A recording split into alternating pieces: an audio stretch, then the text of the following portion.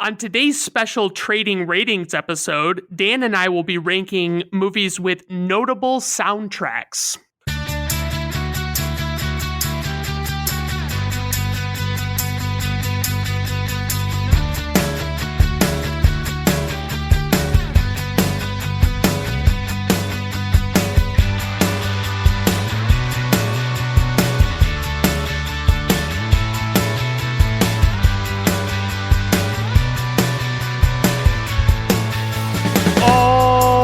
Right, everyone, welcome to Brandon at Random Reviews. I am your host, Brandon Griffiths. Thank you for stopping by. I do appreciate it. And of course, I've got my brother-in-law, Dan, on the line as well. And we're going to just kind of go into what we're talking about with these movies and their soundtracks and all of that stuff. Yeah, so when we're talking about soundtracks, we're talking about the music that goes along with the movie, sometimes released as a separate album or can just be part of the movie. Maybe it's a score, maybe it's commercial songs that have been specifically selected for the movie. Sometimes it's songs that are written for the movie. A lot of different possibilities here, so looking forward to diving into talking about some of these movies and their associated soundtracks. I feel like this one could be a long episode. I have so much to say about so many things.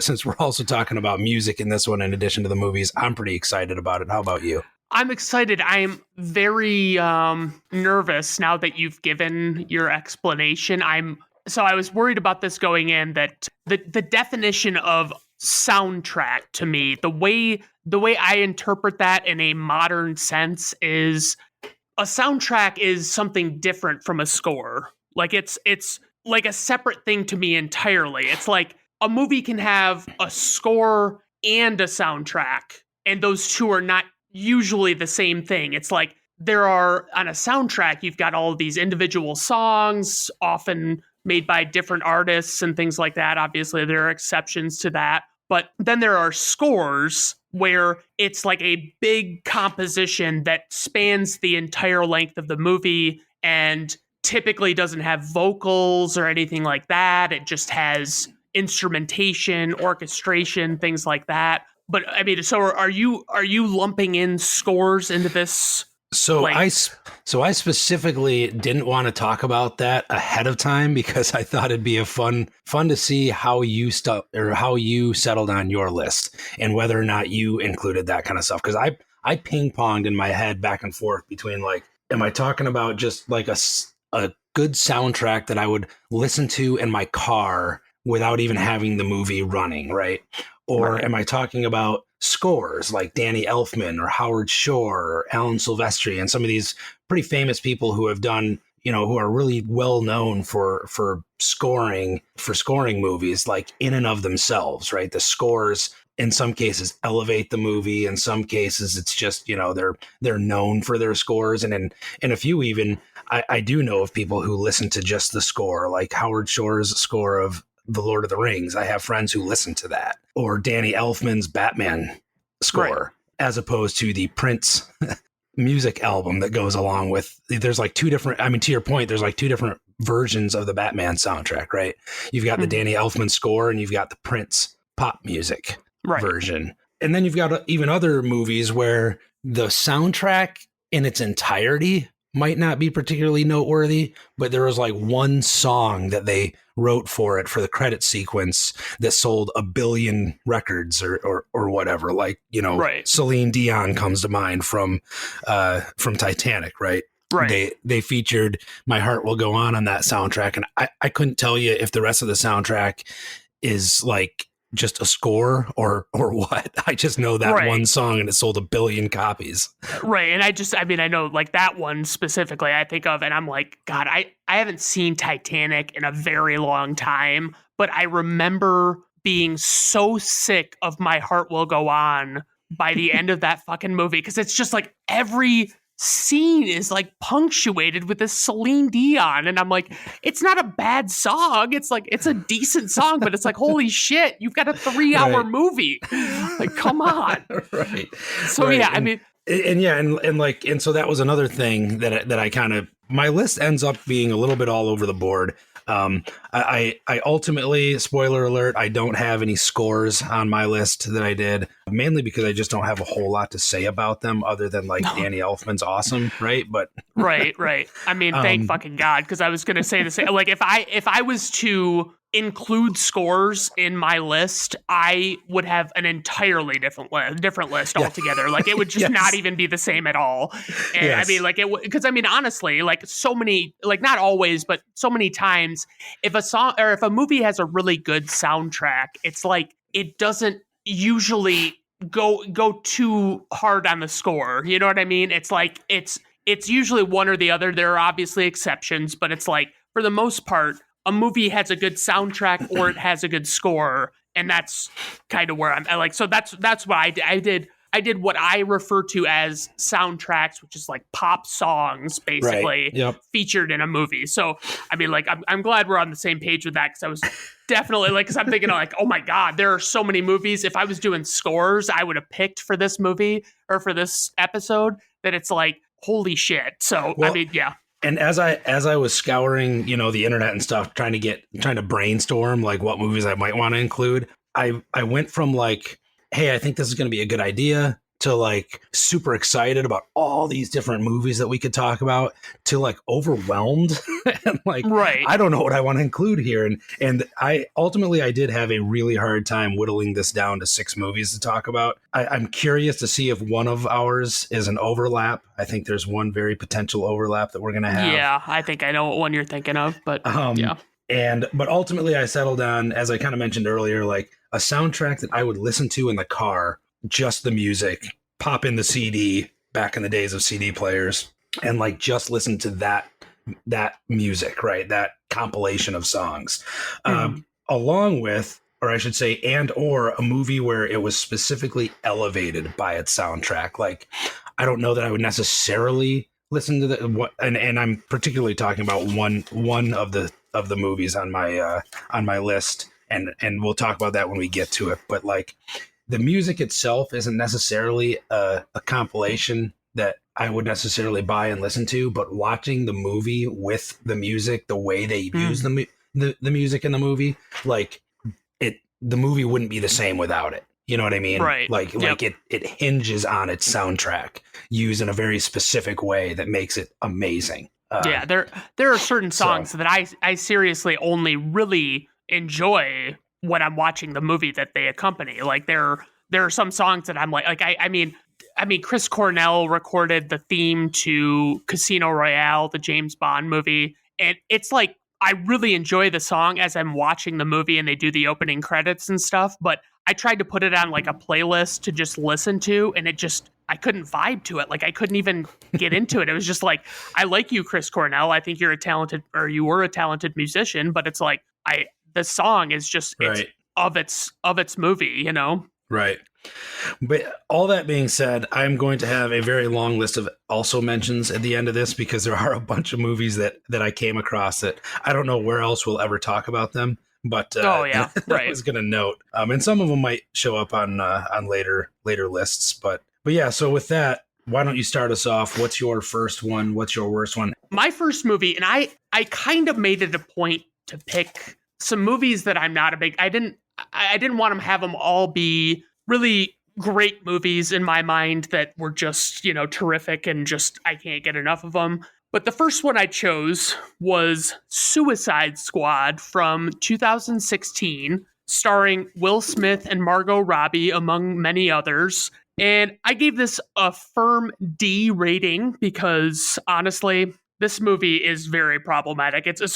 Brief synopsis: a group of supervillains is assembled to defeat a new threat to humanity. And this is how I'll put this. So, this is a bad movie. It seemingly has a really great soundtrack at face value, but it's also a bad soundtrack in that I don't feel as though most of these songs really suit their scenes very well, despite being mostly enjoyable songs on a pure music level. I hear these songs and I'm like, oh yeah, I really like this. This basically, like, I would say this movie feels like a playlist I would make, where it's like, I grab a little bit of everything for my playlist. I would go from like Johnny Cash to Taylor Swift to Eminem to, all of these random artists from different time periods and genres. And it's like, I would just throw them on a playlist and listen to them because I really enjoy it. But I don't think that really works for most movies. And I feel like that's kind of what's going on here. So there are moments where these songs play, especially in the beginning as they introduce characters, and it either feels like the songs either don't fit at all or like they're almost obvious choices or overdone choices. Like the House of the Rising Sun plays when we meet Will Smith's character. And honestly, the scene that he's in where it's playing, it's like, I didn't need any music whatsoever. It would have suited it better. It would have seemed more appropriate to not have music, and they just play the House of the Rising Sun. And I'm like, yeah, I mean, I guess the subject matter of the song, the House of the Rising Sun, it like kind of makes sense, but it's like, to me, it just feels out of place. So real quick, are you talking Suicide Squad or The Suicide Squad? Just to be Suicide clear. Squad from 2016. Okay. Yes. So, yes, I'm sorry I have to make that distinction because filmmakers don't know how to fucking title movies. So it's like they're afraid to have the number 2 in a sequel. So anyway, so yeah, I mean, this is the first one. And so it's basically like DC never really had their shit together. So they just kind of were like, oh, this would be a fun movie to make. Let's do this. And then there's a scene where the Suicide Squad, they've been assembled. Everybody's getting ready in this prison courtyard or whatever the fuck it is.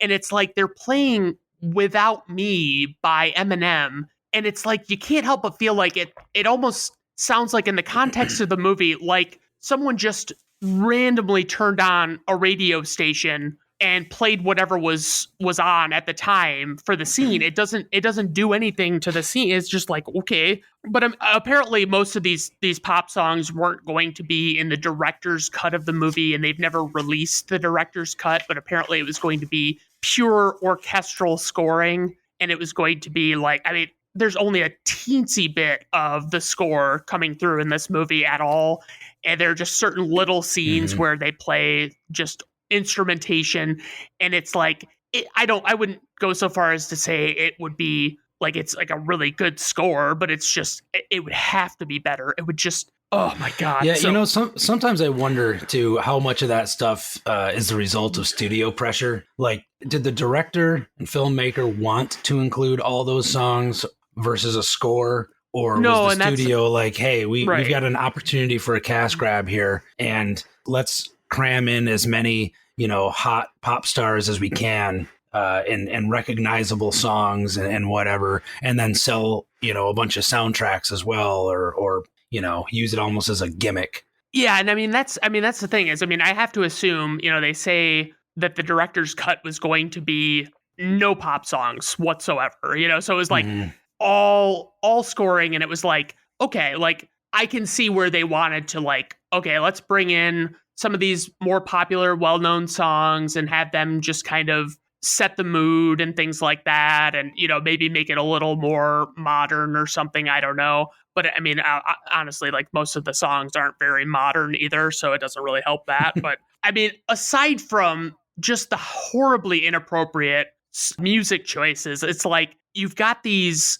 The basic premise of this movie, this is why there are so many things that this movie does wrong, and it's like the score is one, or the soundtrack is one of them, but it's like it doesn't, the premise, the basic premise of the movie is, okay, this is what we're dealing with. We've got the concern of, okay, the example they use is, what if Superman went nuts and decided he was going to kill the president? What would we do if that happened? And their answer is this Suicide Squad, this Task Force X thing that they call it. And it's like, none of the people that are in this group, of all the people I could think of, it's like none of them have significant enough powers that if Superman decided he was going to kill the president, they're actually going to be able to intervene and even slow him down from doing that. So it's like, and like, this is probably just my nerdiness shining through, but like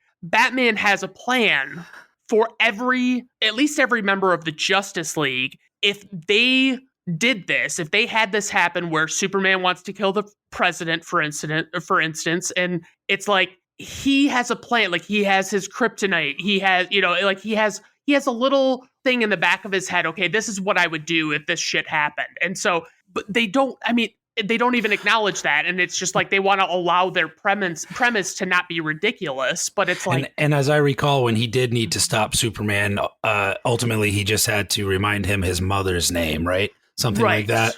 Right. And then everything came crashing down. Right. And of course it's safe to assume that in that moment, Batman's holding a kryptonite spear to Superman's neck and he's going to kill him. And if Superman's mother's name would have been Judy, Batman would have just murdered him right in that moment. He wouldn't even have slowed down a little bit. It would have just been like, oh yeah, well, this is normal. It can only be if our mother's name is the same. But yeah, there's so much stuff going on in this movie. The way they introduce these characters in this movie, and they've all got their little theme songs or whatever. And it's just, they got these graphics on the screen. They're trying to be badass, but it just falls flat for me. I think it fell flat for most. Yeah, it probably, and I haven't watched it in a long time, but I recall that it felt very, very, very gimmicky, like very ham-handed. A lot of almost posing for the camera. Oh yeah, a lot of stuff, what I mean? Yeah. Absolutely. Like just I don't know. It was what didn't even feel like a real movie. No, right, but. And that's the thing is, it's like not even to the point of like, could you defeat Superman with these characters? But it's like, Harley Quinn. What does this Harley Quinn character bring to the table that no one else could bring? What is her even skill? Not metahuman power, but like, what is her skill? What is she doing that is going to defeat anybody? They face off against this enchantress, and it's like, what are they able to do that Joe Blow off the street couldn't fucking do? Like, it's insane to me. And I didn't like the Suicide Squad either, but there's the only other thing I have to mention with this movie, because it's so insane to me, is, okay, so there's the character Killer Croc, and he is a Batman villain, right? And you might not remember this if it's been a while since you've seen it. Maybe you do, though, because it kind of sticks out. Basically, Killer Croc in this movie is just like a caricature, like the most stereotypical black person. Like it's just like, it's so offensive to me. Like they're like making their deals at the end when they, spoiler alert, win the battle with the Enchantress, and Will Smith wants to see his daughter, and Harley Quinn wants an espresso machine, and Killer Croc, no joke, wants BET. That is what he asks for. And it's like, but the choice, the soundtrack point, it's like, what did they play what would you think if they're going to make this horrible, offensive version of this character? What do they pick for the song to introduce him with? Fortunate Son by CCR. And it's like, what? Get the fuck out of here. Like, no, this does not, no. So it's like, yeah, I just, watching this movie, oh man, I am just in a fit of rage the entire time I watch it. Like, I can't fucking stand it. Tell us how you really feel. Yes, of course. I think the premise by itself is bad enough. And it's like, if they would have executed a little better, it might not have, I might have been able to forgive some of the shortcomings of the plot and stuff, but they just did such a bad job that it's like, get the fuck out of here. Like, I don't ever need to see this. Like, it's just so fucking bad. So what's your grade? It's a D. It's really? I thought for sure you were going to say E after that rant. So here's this is my logic, and this might be idiotic, but okay. So my logic is, I never give a movie an E grade if I can stand to sit through watching it a second time or more. Like, I don't like Suicide Squad, but I will watch the movie again. That's what's dumb about it. You'll hate watch it? I will hate watch it because it's, I mean, honestly, there's a couple different movies on this that I've done episodes for that I haven't released yet, and Suicide Squad is one of them. And it's like, I mean, I sat through it and it was like, oh my fucking God, there's so much to talk about with this movie, and it's all bad.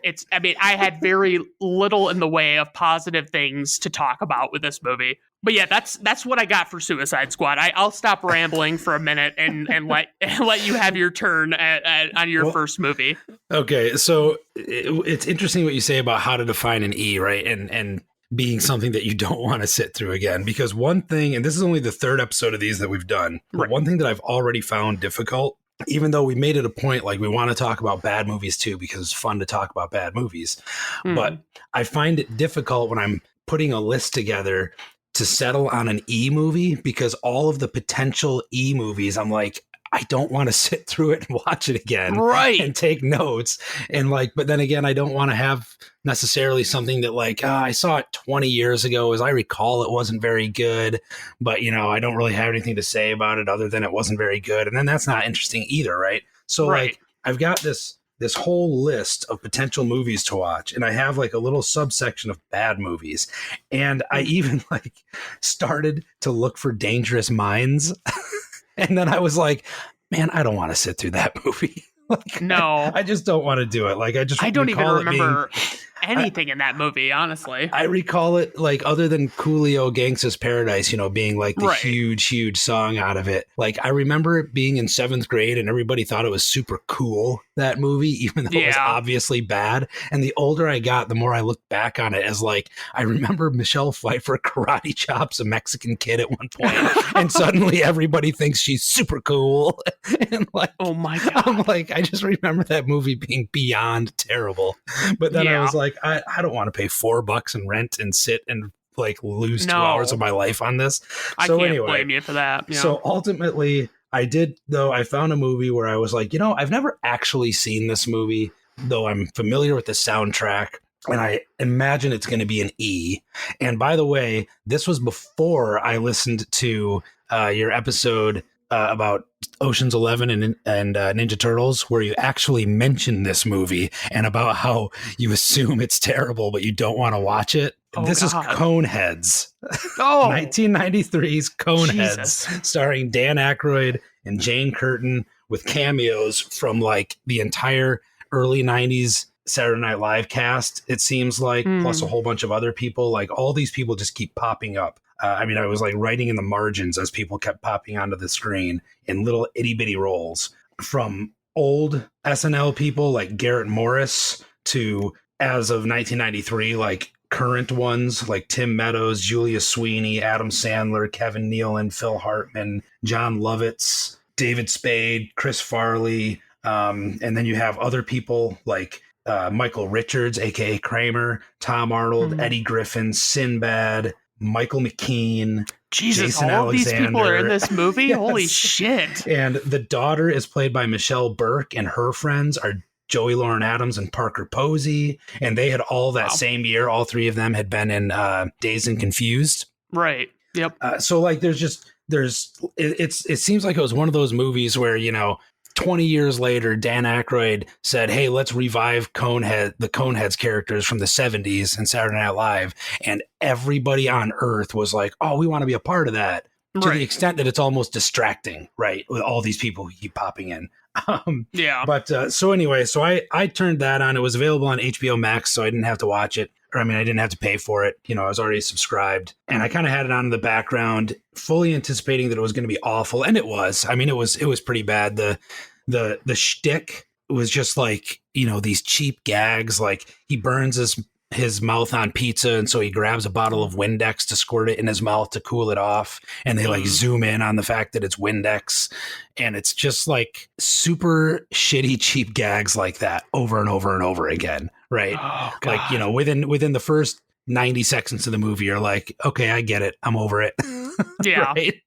But then a couple of strange things happen, and maybe it's just because my expectations were so low, but two people actually elevate this movie from an E to a D. As much as I was expecting to give it an E, I ultimately gave it a D, because Chris Farley steals the scene every time he shows up. Like every facial expression, every line that he has is like full on Chris Farley, and like his over the top yet subtle Chris Farley, like when the way he moves his head and like bobs his head and stuff. And it's in his facial expressions. Like it's hard to explain without seeing it, but I can't help but giggle watching Chris Farley do his thing. And then similarly, David Spade plays like something between his Hollywood Minute persona and his annoying receptionist character on Saturday Night Live, if you remember that at all, where like he's constantly sucking up to the boss, and he's kind of like constantly trying to keep other people away from the boss. So he works for the INS, what's INS stand for? The Immigration and Naturalization Service. Yes, there you go. So they're like border patrol, but not like police. They're border patrol, like, you know, a government agency, right? And he plays this like suck up deputy / receptionist kind of role thing, and it's him doing his David Spade thing in a really good way, and he's kind of funny. And then a third thing happened that I had to rewind it and watch it again. It was so funny. The first time you see Michael McKean, he's explaining a new border defense system to, I don't know, some other government people or whatever. And they open the scene and he's saying, "Might I remind you, these figures aren't to scale." And it's like he's got these G.I. Joes on a map of Texas or something. And he proceeds to talk about this system where they're going to deport illegal immigrants back to Mexico with a shock collar. And then they're going to bury an electric fence under the border. And so if they try and cross over again, they light on fire. Wow. Basically. And as I'm watching it, I'm like, this might have been really ridiculously stupid 10 years ago. But in the time between this, when this movie was made and now, we happen to have actually had a situation where I could see this guy explaining this to a specific former president of the U.S. and that president going, "Huh, that's a good idea. We should try that." And having to be reminded that these G.I. Joes are not to scale. They're not actually 700 miles tall. Right. Yeah. But anyway, so like that was a really weird scene. But why is this movie on here? Because the soundtrack is absolutely excellent. A lot of like early 90s music, not just early 90s, but like 80s music. The early 90s one, or mid 90s, I should say, the real standout on this soundtrack is a Red Hot Chili Peppers song called "Soul to Squeeze." Now, I'm not the biggest Chili Peppers fan in the world, but I really like their early 90s stuff, like up to and including the album One Hot Minute. After that, that was the one that had Dave Navarro playing guitar on it. After that, my personal opinion, and I know I'm not the only person that feels this way, but I'm probably in the minority. To me, everything after that album that they ever made sounds exactly the same. And in fact, they kind of sound like shittier versions of "Soul to Squeeze," which was an excellent song. But to me, like everything on Californication and later just kind of sounded like regurgitating the same song every time. Am I correct in that I've gathered in the past that basically this is like directly correlated with their drug use, and then basically they fall off the wagon when they stopped using drugs, or is that not a thing? Maybe I'm just making that up. I don't know. I don't know enough about their history to know that. Okay. Honestly, I know that various band members have had huge drug problems. In fact, the original guitarist, I think died of an overdose. But yeah, so "Soul to Squeeze," it's honestly my favorite Red Hot Chili Pepper song. It's not actually found on any of their albums. I think it was a B-side on something originally, one of their hits, but it ended up being on this soundtrack, and you hear it a couple of times during the movie, but they ended up releasing it as its own single after the movie. Great song. It's got "Tainted Love" is on it. "Magic Carpet Ride" is on it. Though it's not Steppenwolf's version, it's somebody else doing it. Is "Tainted Love" the soft cell version, or is yes, it's soft cell. And like all the teenagers are singing that in the car at one point. So it's an excellent. REM's on it, Paul Simon's on it, Bare Naked Ladies are on it, Diggable Planets are on it. Excellent soundtrack, shitty movie, but stunningly not as ridiculously shitty as I thought it was going to be. Yeah, I could see I mean, that. I wouldn't I wouldn't defend it, but my grade is a D overall for it. Okay. I don't recommend watching it. If you weren't planning on watching it, don't watch it. No. I mean, like that. See, that's the thing is like I don't know if I got into it with when I was talking about it on the Ocean's 11 Ninja Turtles episode, but like Dan Aykroyd, like I don't dislike Dan Aykroyd. I think he's a funny guy and he does a lot of funny things. But like, there's like just basically any movie that he is like the sole writer of, I am horrified by. Like he was in a movie with Chevy Chase, Ghostbusters, didn't he? but not by himself. Okay. So there's nobody to like water down his insanity. But he did write this movie called Nothing But Trouble with Chevy Chase and Demi Moore. And honestly, I can never condone anybody watching that movie. It is one of the worst movies I've ever seen by a fucking mile, honestly. Like, it's so fucking bad. It's just got really a bunch of gross shit in it. And there's nothing that's terribly funny about it. And it's just, my God. I mean, just... Yeah. I don't know what it is about him. I don't know either, but I know exactly what you're talking about. Though there's something like inherently kind of unlikable about him for some reason. Yeah. Even though he's been in stuff that I really like, he himself isn't enough to bring me to something. I mean, for instance, Ghostbusters. What's the weirdest part in the movie Ghostbusters? Where he's getting blown by a ghost. He's laying in bed and a ghost unzips his pants and gives him a BJ. And it's like, why is this in this movie? Like, what, oh my God. Yeah, I don't know. So that's where I'm at with Dan Aykroyd, honestly. Okay. Well, I don't have much else to say about Coneheads. There's only so much you can say about a movie like Coneheads. Right. Okay. So back over to you, I suppose. Oh, and by the way, one other little note. I could not find anything on the entire internet to verify this, nor could I find anything in the credits or anything. But I swear O.J. Simpson pops in the very last scene or one of the last scenes for like a split second. Maybe it's just a guy who kind of looked like O.J. Simpson, but I swear it was O.J. Simpson. I could not find anything verifying that. It wouldn't be like unreasonable to assume he might be in it because I mean he was in like the Naked Gun movies, right? And this would have been right around that time where he was in so Naked it's Gun. Like yeah, that would make sense. So yeah, I mean that's pretty interesting. Okay, so so my next movie is Team America: World Police from 2004. Starring Trey Parker and Matt Stone and a bunch of others. You know, obviously those guys did South Park and a bunch of others, the Book of Mormon plays and stuff like that.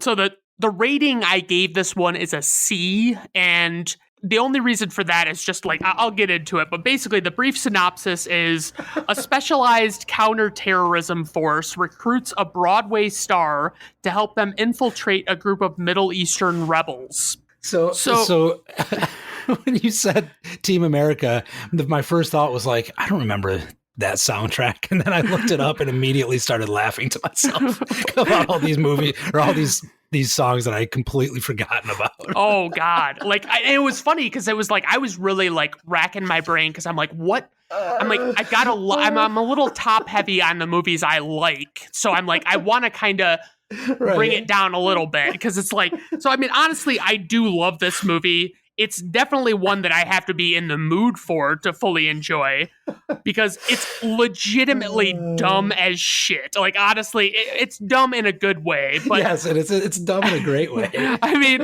all the characters in this movie, all the characters are puppets for fuck's sake. I mean, like marionette puppets. Marionette puppets. Yes, they're not like, oh my God. So not like Sesame Street puppets. They're marionette puppets. Right. And it's like, it's also horribly offensive in a lot of ways. And I mean, deliberately so. Like, it's not like Trey Parker and Matt Stone didn't know what they were doing when they made this movie.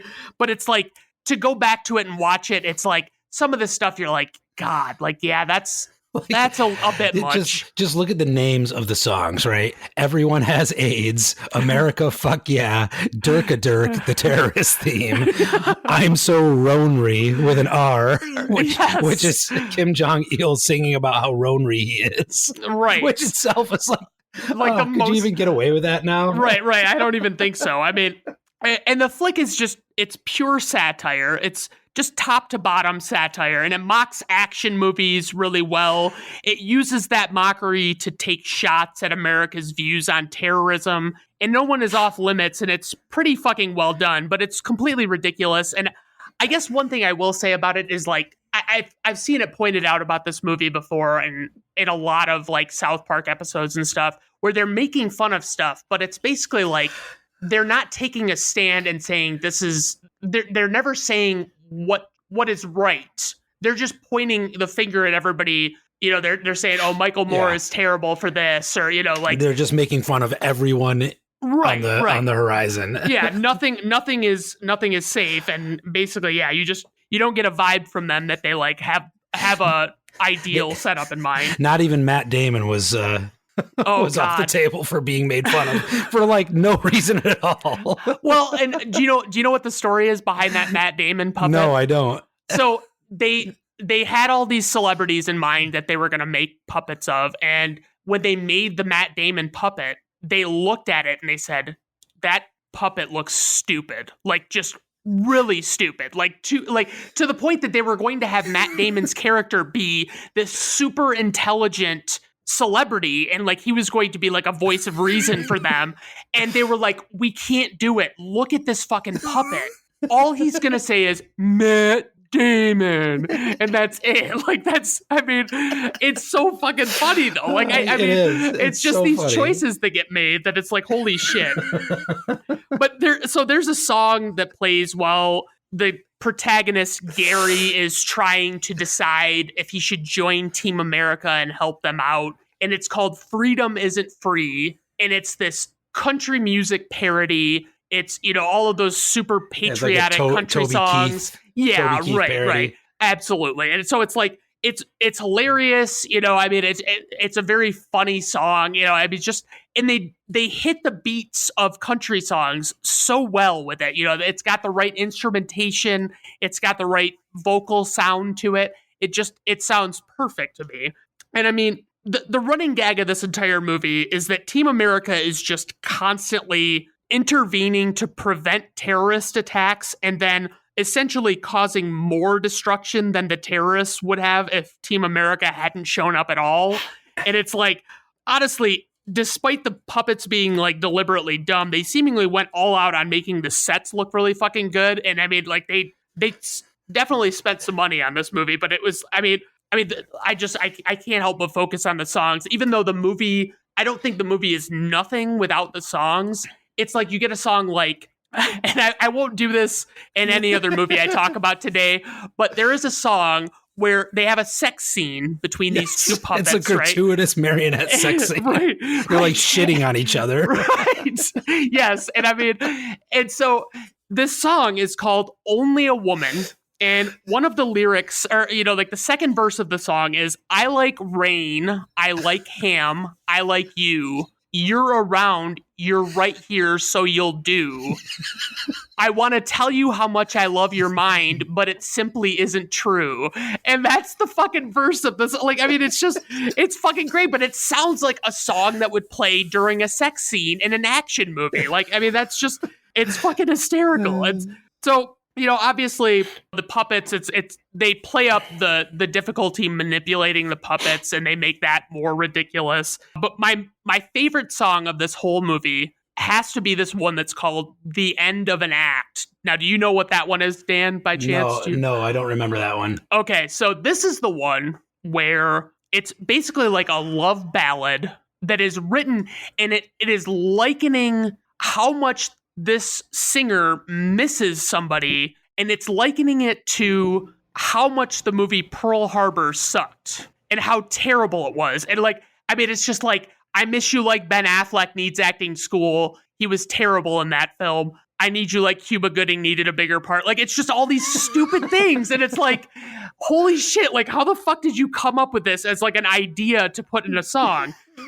But I mean, you know, it's like, so there are so many funny songs. And like, as soon as I saw it, because I was like looking through my movies, trying to think of a good soundtrack to like kind of just like get that last one on my list. And it was like, holy shit, I've got to do Team America. Like, there's no way I can get out of this, because it's like, it's so fucking hysterical. I mean, like, Trey Parker could literally be a songwriter. If he tried to like write real songs, like he could probably be a solid musician. I mean, they have their own band, yes, but I mean, and they wrote the Book of Mormon, right? It's like a Tony Award-winning musical.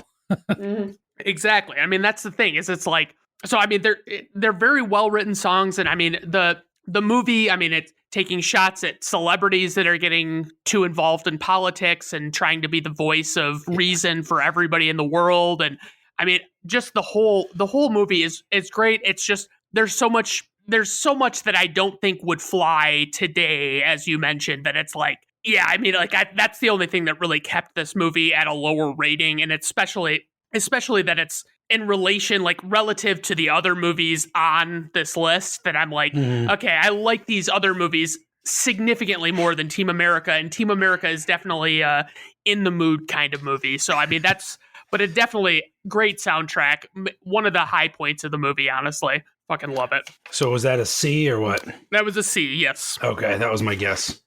Right. All right, so my next one is another not very good movie. Certainly not as good as Team America. I'm still at a D, and this is actually the first movie that I wanted to include on here anyway, so I started at a D.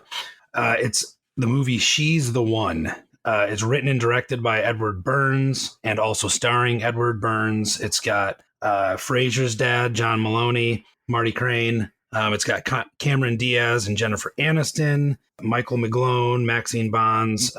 It's a low budget, supposed to be like I think it's supposed to be a rom-com, though the com was pretty non-existent, at least as far as like any real laughs. So I don't know, maybe it's just a drama. Maybe I just saw Jennifer Aniston and Cameron Diaz on the cover and assumed it was a rom-com. Right.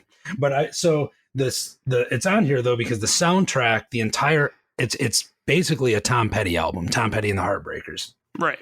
It was the follow-up more or less to Wildflowers, which in my opinion is the greatest album he ever recorded and one of my personal favorite albums of all time. And a couple of years after that album came out, it came out during a relative some downtime for Tom Petty. Like he had just had this explosive creative run with Rick Rubin that turned into Wildflowers, and it was originally going to be like a double or triple LP, and the record company talked him into just keeping it a single LP to sell more copies, which I think was ultimately the right move. But you ended up with like all these other songs that were super good songs that he, as somebody as prolific as someone like Tom Petty over their career is going to have all these songs, right?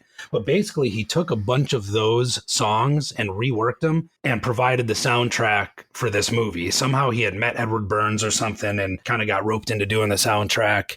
And then he got, I guess, from what I was reading about it, he was like the studio wanted him to bring in like other artists to help out. And he immediately was like, I don't want to do that. And then he tried to back out of the whole thing. And then Jimmy Iovine, a super producer, produced everything from early Tom Petty records to NWA and everything in between. He talked him into like just sticking through it and, do it anyway. You already got the material. I heard the record. It's pretty good. And the record in and of itself is actually really good, in my opinion. It was a total commercial flop, but it's personal opinion, it's his most underrated album he ever released. There's some excellent songs on it.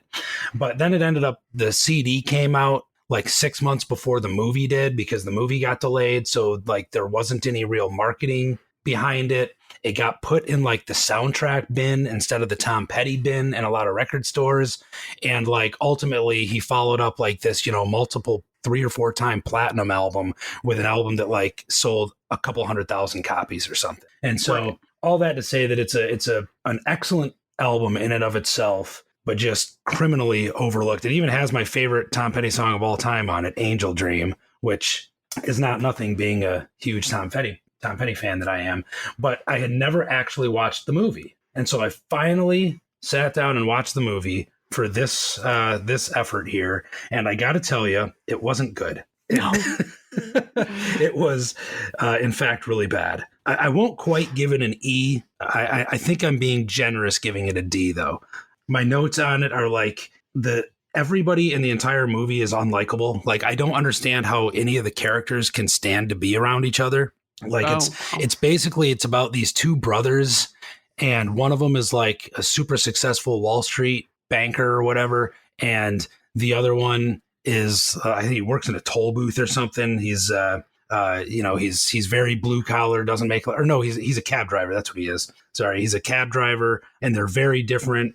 He's the cab driver is actually the main character played by Edward Burns. He's like super impulsive. Right at the beginning of the movie, he gives this girl a ride to the airport because she's got to go to a wedding in New Orleans, and then he ends up driving her there and marrying her on the spot, which you don't actually see any of that. Just she says, "Hey, why don't you come with me?" And then like cut to the next scene, they are telling Marty Crane that they got married, and it's just very bizarre. And like it kind of falls into that trap too of like you don't really understand how any of these people would have ever liked each other to begin with, let alone well enough to like still be together and still be hanging out with each other, other than I guess the two brothers are like, they have to be because they're family. But even then you're like, why do these guys even bother hanging out with each other? They clearly don't like being around each other, like fundamentally. But right. Meanwhile, the rich brother, he's married to Jennifer Aniston, but like is having like super like is becoming estranged with her, I guess, so to speak, because he's having an affair with Cameron Diaz,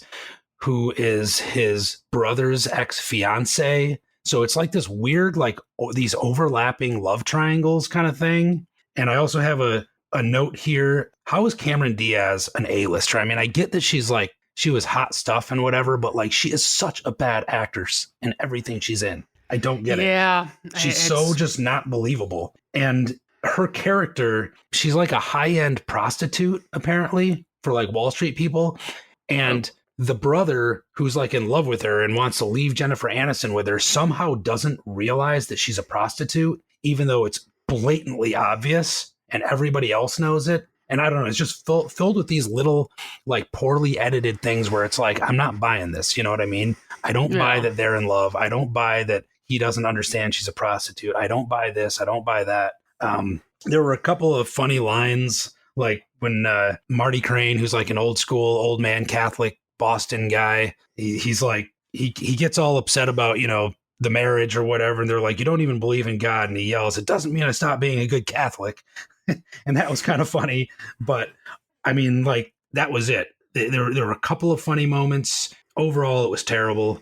They have a lot of weirdly casual arguments that, like, I don't know, there were scenes that felt like it was trying to almost be Clerks, but with a bigger budget, both in terms of like the dialogue, heavy dialogue, as well as like really shitty acting, but instead of it being like someone's, just high school buddies, which is what Clerks was, it's like A-list celebrities acting super, super poorly, right? Wow, like, yeah. Maybe not all A-list. In fact, I have one note. Jennifer Aniston, despite like her performance wasn't anything special, but she came off as like an Oscar-worthy actor compared to everybody else around her. Like, she's the only character in the movie that didn't seem weirdly robotic. You know what I mean? Yeah. And it was one of the, I never really thought much of her like acting in general, other than like she just always kind of played some version of Rachel, until I saw this movie and I was like, wow, she really can act in the way that bad actors are all around her, and she actually seems natural here. Like, yeah. So I gave it a generous D. I don't have much else to say about it. Included more to be able to talk about the music album than anything else, which I highly, highly recommend checking out if you like Tom Petty.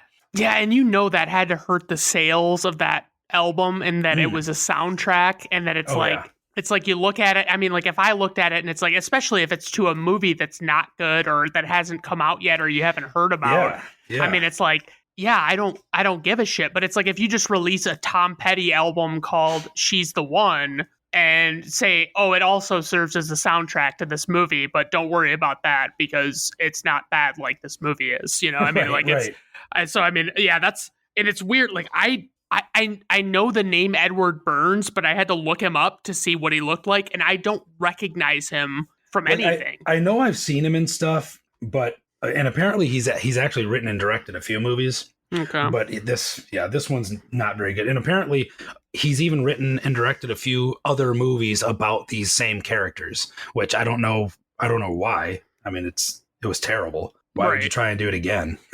Yeah, no shit. But it does have some really good songs on it. It's got, like I said, it's got Angel Dream, which is my favorite Tom Petty song of all time. And also the name of the re-release album that they just came out with a couple years ago is like a record store day release on vinyl. It's like kind of a remastered, reimagined version of this album, and they called it Angel Dream. It's got Hope You Never, which is a good song. The lead single on it was Walls, which you might remember. It's an okay song. It's not the best. Hung Up and Overdue is a great song. And that is one other note that I'll make. Watching the movie, they do actually use the songs throughout the movie, and it was almost distracting for me because I like this album so much. Every time I heard it, I would just start singing along with the record rather than watching the scene. Yeah. Oh, but, yeah. So that's that one. I give it a D. Not much else to say, and I mean it this time. So over to you for your next one. Okay, so my next one is Dazed and Confused from 1993. Mentioned just earlier.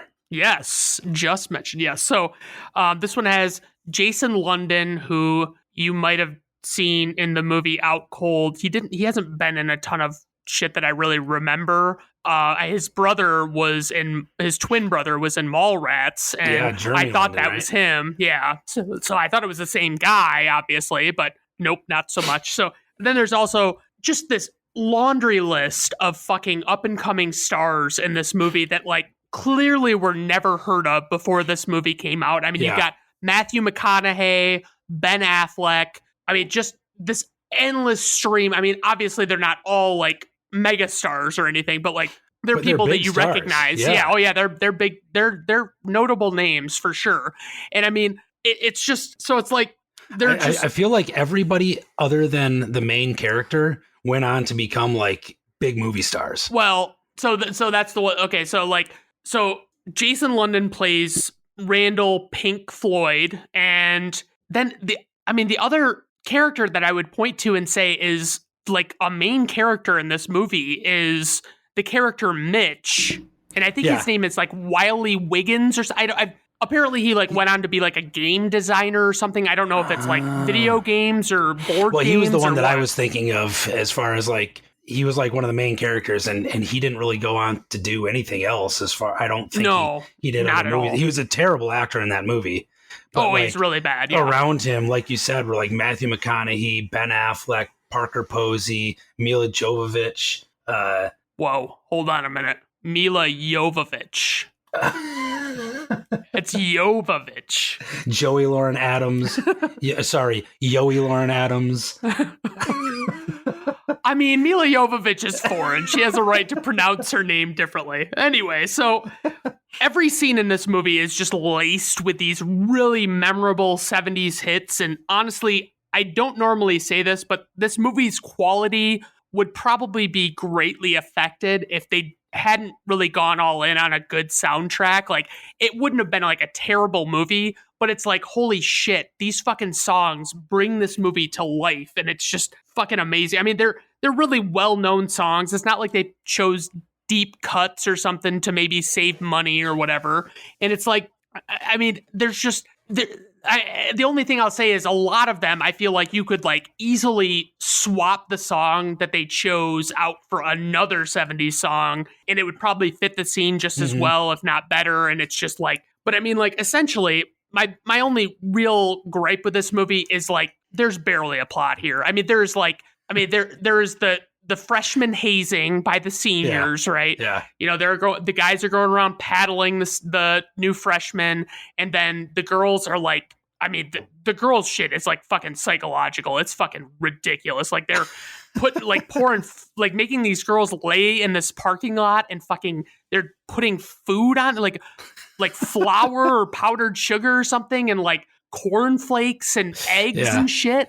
And it's like, what is this? And like, the one overarching thing other than the hazing is that Randall gets this letter from his football coaches, that they want him to sign because it says that like he's not going to do drugs or other illegal activities. And that's his big gripe throughout this movie. But it's like, for the most part, you're just watching a movie about the lives of a bunch of different groups of high schoolers. You're seeing kind of what they do, but you're not getting a big narrative, you know?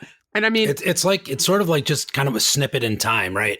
They right, drop you in as they're all transitioning from the school year to, like, seniors or freshmen, or depending on which group you're following in the moment. And right, they're all on their way to, like, the end of the year big party, like, that's out in a field or under the water tower or something, right. and then they pull you out, like, after the Yeah, party's over and everything, like, it's just kind of this day in the life during, like, a very transitional period for the main characters. right. Yeah, and I mean, Yeah, there's really not a plot, I guess, but I don't know. I always enjoyed this movie. oh yeah, yeah, I definitely enjoy it's a it great for movie. sure. Yeah, and I mean, like, Oh, I wouldn't say great. I think it's a good movie. It's a solid movie. Yes. So I mean, like, Ben Affleck plays this great douchebag that's like the senior that got held back, and he's like getting to do this hazing again, paddling all these freshman asses for like another year. So it's like, but it's like he plays such a great douchebag, and it's like you kind of get to see how much everybody hates him, and you get to see his comeuppance and all this stuff, and Matthew McConaughey plays this sleazy guy that's like still hanging out with high schoolers, but he says a lot of hilarious stuff. One of the most classic all time roles was that character. Yeah. So fucking great. I mean, honestly, he says the line about like what he likes about high school girls, how he keeps getting older and they stay the same age. So it's like, it's just like clearly like he's a sleazebag. Like he's not a good guy, but it's like he's funny in this movie, and it's like he's such a likable sleazebag. Oh yeah, exactly. And I mean, I love the soundtrack. It's just like, holy shit! Like, I can't believe they fucking have these songs in here. Like, I mean, just they just keep coming one after another. And I mean, the only one I would say, like, for instance, that, like, I talked about how a lot of these could be swapped out for other songs and things like that, but I don't necessarily feel that they needed to be. But like one for instance would be like, they play Hurricane by Bob Dylan. And I love the song Hurricane by Bob Dylan, but it's like, it doesn't, I feel like they could have swapped it out with any number of 70s songs and it would have suited. Like, they go to this emporium where everybody's playing pool and hanging out and stuff. And it's like, they play Hurricane. And I'm like, yeah, I mean, I guess it would, if it's just they're playing the radio at this emporium, then it would make sense. But like, to me, it could have been like so many other songs, I mean, it could have been like Funk 49 by James Gang, or, like, I mean, anything. I mean, just like, like Bang a Gong, Smoke on the Water. I mean, any of these songs that don't get featured in this movie that you think of when you think of like 70s rock songs. And I mean, the big one, the masterpiece of this movie, I would say, is the scene where the main, or, one of the main characters, Mitch, he's basically accepting his fate that he's going to get paddled by this group of seniors, and they like the audio of the natural sound cuts out from the scene, and we just hear No More Mr. Nice Guy by Alice Cooper, and it's fucking great. I mean, it's just a very well concocted scene, and it's like Affleck is like going way too fucking hard paddling him, and he's like way too fucking into it. But I mean, it's a well delivered scene, and the music, it is fucking perfect for it, honestly. Yeah. So I mean, I don't know. I mean, basically, like we said, it's just a glimpse into the lives of these kids in '76, and it's like it's a solid movie. It's not like above and beyond. It's not like epic levels of greatness or anything. It's just a solid movie. It's enjoyable to watch. I always find it funny that Mila Jovovich's character is on the poster for a lot. Like, I think there are probably posters that came out after this movie got popular, and she got popular because she's on the cover and she has like one notable scene where she's like playing a guitar and singing the song, and that's it. Like, she doesn't do anything in this movie at all. Yeah. So I mean, I do feel like it's very grounded and it feels very genuine. It's good, and it's fun to just put on every once in a while, and you obviously listen to the tunes and stuff, but it's really enjoyable. I like this one. So I mean, that's what I got. I gave it a B rating. A B rating. Yep. I would agree with that. I'd give it a B. Yeah. Okay. Right. So my next one, this is actually the one where I thought we might have an overlap. Oh, okay. But since you're already at B and you didn't mention this movie, I'm going to guess that this movie isn't on your list. Okay. But my next one Let's make sure I didn't skip one like I did last time. Nope. Okay. All right. I have this movie as a C.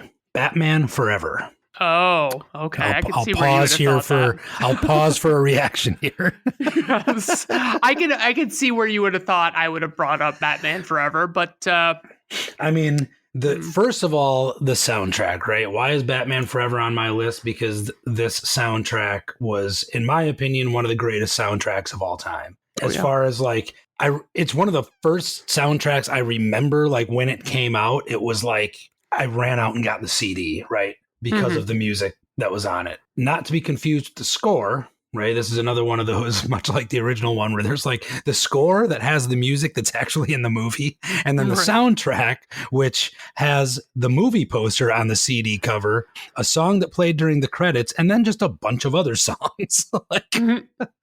Like it's like a separate media entity that just shared an ad campaign or something. But it had a whole bunch of music from like big time stars at the time. Probably most notably Kiss from a Rose by Seal. That was a huge single. And that was off this movie. That one still to this day seems to pop up in pop culture references. But it also had Hold Me, Thrill Me, Kiss Me, Kill Me by U2, which I think itself was its own single. It had Smash It Up by The Offspring. It had The Passenger by Michael Hutchence from In Excess. That's actually an Iggy Pop cover, but the Michael Hutchence version is actually like kind of haunting and really good. I really like it. I think I like it better than the Iggy Pop version, actually, surprisingly enough. And then also a song that I feel like has been forgotten by time, but actually might be my favorite song on the album. Method Man does a song called The Riddler, and it's all about the Riddler, and it's fantastic. It's all about the Riddler and his riddles. And if you haven't listened to it lately, dig it up and give it a spin, and you'll be like, man, that is a good tune. Excellent. No, wait, did you mention in that long list of songs, did you mention Bad Days by Flaming Lips? I did not. Okay. All right. I just wanted to... I actually had forgotten about that one. I don't think I've listened to that one in years. I love that one. Solid. Anyway, I'll let you continue. I'm sorry. I had to interject with that. Well, and there's PJ Harvey, Brandy, Massive Attack, Mazzy Star, Nick Cave, The Flaming Lips, like you said, Sunny Day Real Estate, etc. It's like peppered with big names. Excellent soundtrack. Unfortunately, the movie is not as good as the soundtrack. So this is one where in my head, I really liked this movie when I was a kid. I thought it was super fun. I enjoyed it. Several years ago, it came up in conversation with some other friends who do movie series podcasts. In fact, you were featured on one episode, the Gobeski Wallace Report, right?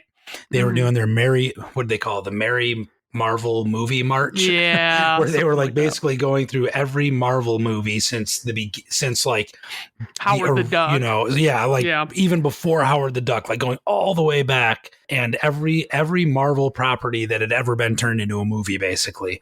And at one point we were talking, and we were talking about potentially doing like a Batman series with just like all the Batman movies. And I think, as I recall, this would have been like a long time ago and in the before times even, but they were joking about how bad Batman Forever was. And I was trying to defend it. I was like, it wasn't that bad. It was a fun movie. I really liked it. And then I picked it up and I went to watch it all ready to like take notes on it and like convince them that it wasn't as bad as they thought. And I was like, no, they were right. This isn't a very good movie. And it was much, much worse than for some reason it was in my head. Now, I will say that I think Val Kilmer doesn't get enough credit as being a decent Batman. I think he was a fine Batman. Definitely. But unfortunately, that wasn't enough to save this movie. Right. He was a good Batman in a bad Batman movie, let's be honest. I mean, he could have been really solid with the right movie, but he just wasn't. Exactly. And like the bad guys in this movie are like overly cartoonish, which I think kind of works for Jim Carrey's Riddler, but it doesn't work at all for Tommy Lee Jones's Two-Face.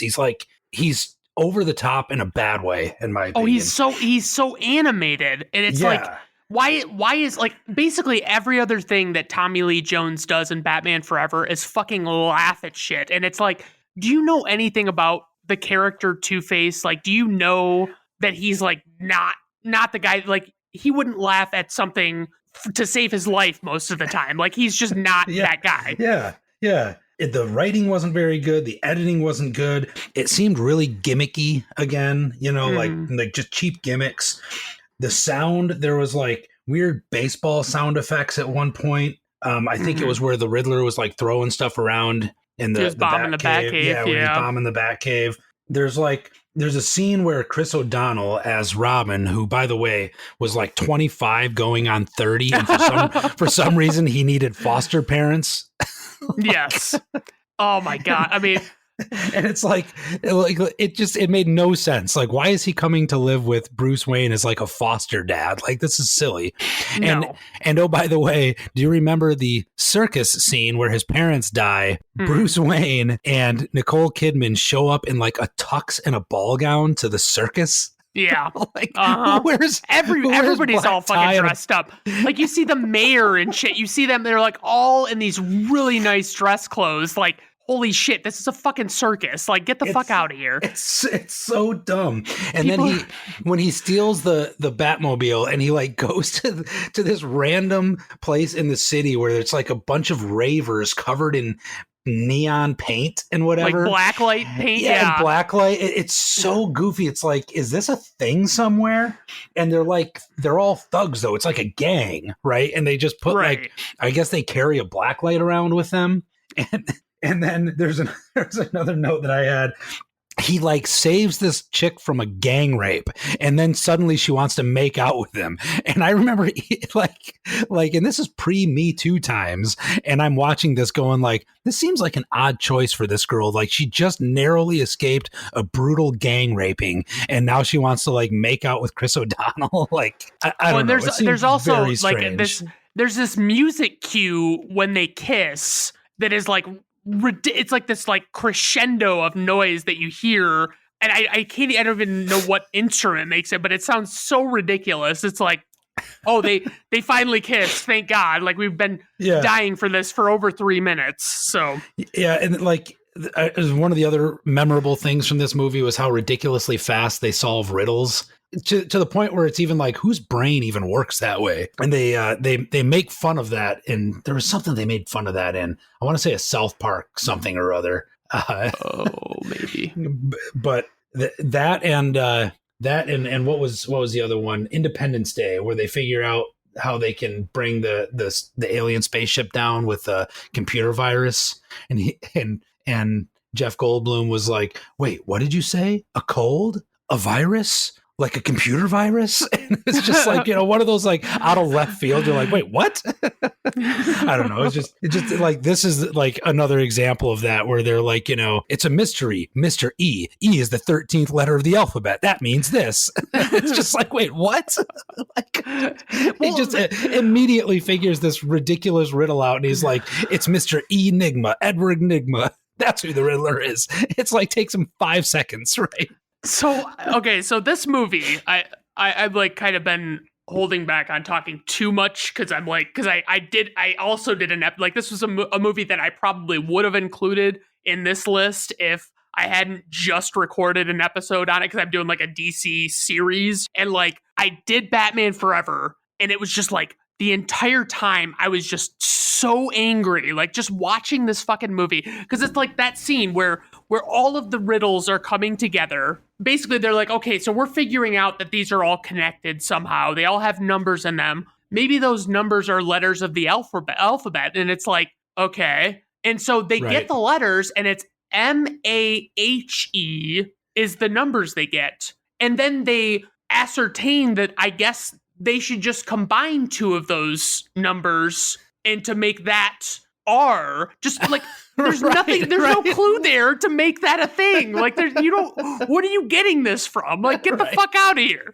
Right. It's such a ridiculous scene. Like, oh God, I don't remember. I don't know. In retrospect, like, it must just be because I was only 12 years old the first time I saw this, because I don't know why I thought this was better than it was. Like, it's terrible. Oh God. Well, and then, I mean, like, I think a big thing with this movie is like the awe and like just the sheer popularity of Jim Carrey, and how so many people were like all about Jim Carrey when this movie came out. And it was like, he's not like, I I don't even like him in this movie. He's obnoxious and beyond what Jim Carrey's obnoxiousness normally is. He is obnoxious, and it's like, Yeah. I can't get there. And then it's like, on top of that, they've got him being really like joke heavy and laughable and all this stuff. And then they make Tommy Lee Jones's character Two-Face be like that too. And it's like, Yeah, why? they tried to turn Tommy Lee Jones into Jim Carrey. Right. And it's bizarre. And, have you ever heard the stories of like that Jim Carrey has said in like interviews and stuff on like podcasts? Like, he talks about like Tommy Lee Jones legitimately loathed him on this movie. Like, he was just like, he told him that he didn't like him and that he couldn't sanction his buffoonery. And it's like, holy shit, you can't sanction his buffoonery. Like, that's, oh God, that's fucking great. Yeah, I love it. And then there's the overall plot with like the weird brainwave thing. It just goofy. It seemed very un-Batman-ish to me. Yeah. Seemed like something out of, I don't know. It was like in the wrong movie, right? Right. And then there's the final like showdown scene that's like out on that weird island. And so I didn't rewatch this for this one. I just referred to my previous notes from a few years ago. Okay. And I was pulling from that, but like there was like a big, almost like a well or something at one point, right? Like a huge vertical tunnel kind of thing, right? Yeah, like a silo with water in the bottom, basically. Like a silo with water in the bottom, yeah. And they like rappel down it with what's supposed to be, you know, like a bungee cord kind of thing or something. And they hit the bottom and like their spines snap. Like, I remember that's the one part I remember watching as a kid and being like, how are they not dead right now? Like, right. Like you just see their bodies just fold backwards. I mean, this happened to Gwen Stacy in Spider-Man, and she did not live to tell the tale. Like, come fuck on. Right. Yeah. And then when Tommy Lee Jones, like, spoiler alert, you know, Batman wins in the end. But like when he goes to flip his coin like he always does, and Batman just happens to have like $20 in quarters in his pocket that he's been apparently running around with the whole time, and throws them all in the air, and Tommy Lee Jones falls to his death. It's just like why does he have $20 in quarters in his pocket? Like, oh my God. Oh, it's so bizarre. But like, he just knew that moment was coming. Like, he knew Tommy Lee Jones was going to be standing way up high. Yep. Very vulnerable to this potential threat of extra coins. And I mean, it's fucking crazy. Bizarre. I gave it a C, which, like, despite how bad it is, like, for some reason, I still find it to be kind of a fun movie. And like I said, I think Val Kilmer actually makes a good Batman. It's bad, but it's fun. Not easily defendable, but also I wouldn't give it a D or an E just because maybe it's my own personal memories of, like, there's still part of me when I watch it that's 12 years old. And, like, just enjoys seeing Batman. And I mean, like let's be honest, it's no Batman and Robin, right? Like that's bad. Right. This is at least kind of fun. You at least don't sit there just like hating the world entirely, right? Yeah. Right. I can agree with that. It's definitely better than Batman and Robin, for sure. Yeah. So I gave it a C. And again, that soundtrack is just classic. Love that soundtrack. It's still have it to this day on CD. Oh yeah. And that's all I got to say about that. That's all I got to say about Batman Forever. Okay. So my next one is Boogie Nights from 1997. Starring Mark Wahlberg, Burt Reynolds, Julianne Moore, and a bunch of other up-and-coming stars. Maybe not quite on the level of, well, I guess it's pretty comparable to Dazed and Confused with how many stars we see. But I guess they're bigger stars. I feel like they went on to have... most of them were already established as well in this movie. Right. I guess. Not all of them, but like there were a bunch of people that were already pretty established names in that. Yeah. So... this movie is fucking amazing at creating atmosphere and scenes, and that undeniably starts with the music, of course. Mm-hmm. There's so many well-known stars on screen at any given moment, and there's just so many good performances, but it's like this music, it's just like it's a vibe. It hits differently with this music, and you like feel like you're there, you know? And there's so many people that I forget are in this movie. I always forget, like, I know this is probably blasphemous, but it's like, I even forget that Don Cheadle is in this movie. Yes, Don Cheadle's excellent in this movie. And Alfred Molina, I always remember his scene, but I forget that it's Alfred Molina. And Thomas Jane is also, and it's like, Yep. I mean, like all of these people, I'm like, holy shit, how did they get all these? And the fucking performances people? are amazing. Oh, they really are. I mean, I like much like that last one. I feel like was just put out on a string for you with Batman Forever. This one, like, I can't not talk about Boogie Nights. It's one of my favorite movies of all time. Oh yeah, I absolutely love Boogie Nights, and the performances are brilliant. Like every single person just crushes it. The everything from like the main characters to the bit players and the cameos from like Louis Guzman and Alfred Molina's character is like so intense and amazing in that movie. That one scene that he's in, and it's so memorable. And did you know that apparently they actually put cotton in his ears in that scene because you had the Chinese guy walking around throwing firecrackers and he like doesn't even hear it practically, while all the other guys who are super nervous keep jumping every time one blows up. They actually stuffed cotton in his ears so that he wouldn't like reflexively react to the explosions. Wow. Okay. Wow. I didn't know that. No, Yeah. there's just like, there are a lot of very memorable scenes. I mean, obviously the music, like this is one of those movies, and there obviously we're only going to have more of these on the rest of my list, but this is one of those movies that it's like, I hear the songs that are in the movie, and if I hear them outside of this movie, I only think of this movie when I hear them, even though they stand alone as good songs. It's like I hear Spill the Wine by War featuring Eric Burdon, and it's like I think of that girl, like you get the shot of the girl jumping into the pool and you see her underwater swimming and things like, and that's what I can picture it in my head as I'm hearing the song. And it's like, holy shit. Like, just so many great things. Like you get some, as time progresses, you get a little change. And like initially it's like early 70s songs. And then it becomes like, you get to the Alfred Molina part and it's like, you got, obviously, I know you're like, well, by then they're in the 80s. Right. And that's like, obviously I know you're a huge fan of the Night Ranger moments. Love that song. Like, but it's so great. That scene with that song is, in my opinion, might be the best, like, musically fueled scene in history. It's so good. And the tension, you can feel it. Like, it's uncomfortable to watch, Right. And yet you can't not watch it. It's that scene is just so perfectly executed from Mark Wahlberg to Tom Jane to John C. Reilly to Alfred Molina. Like, it's just, I can't say enough good things about how brilliant that scene was. I love the way it is presented, like, because it's like Alfred Molina has it on a mixtape. It's just like this mixtape is playing and it's like he's jamming out to it, and it's like all of a sudden this song kicks on and it's like it's his awesome mixtape. Yeah, the buildup, the natural buildup of Sister Christian is like the natural buildup of the scene, and it it accompanies it so fucking well. They're obviously like, I feel like there are a lot of grim moments in this movie, obviously, like very grim.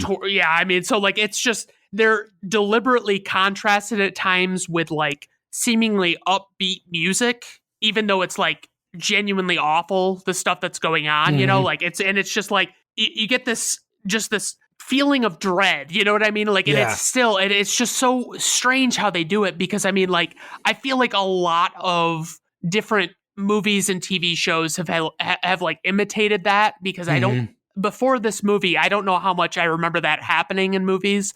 And it's like, holy shit. Like, like then you take a scene like the first scene where it's like, Mark Wahlberg's character is, he's going to be in his first adult film and he's got his first scene with Julianne Moore, and they deliberately have like no music, no sound whatsoever. And it's like, it's just conveying that like uncomfortable awkwardness. And it's like, it's perfect. It's like you fucking I mean, they even use the silence to effect in that in this movie, right? Like, it's not only is the soundtrack really good, but they so perfectly weave it into the film itself to emphasize, like you said, emphasize dread where they need to emphasize it.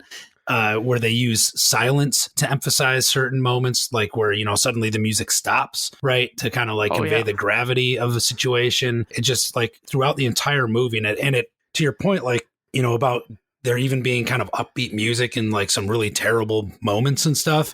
But there's like this almost like a bell curve or a upside down V, if you will, like where the first half of the movie is like crescendoing to like, you know, their stardom and everybody's on the rise and everybody's happy and getting more and more successful. And then there's a turning point at that. And it's like, it's deliberate, right? When they have the welcome to the 80s party, it's a New Year's party. And that's like the turning point that the entire movie hinges on, where that's the first party or the first scene where something truly completely awful really happens, right?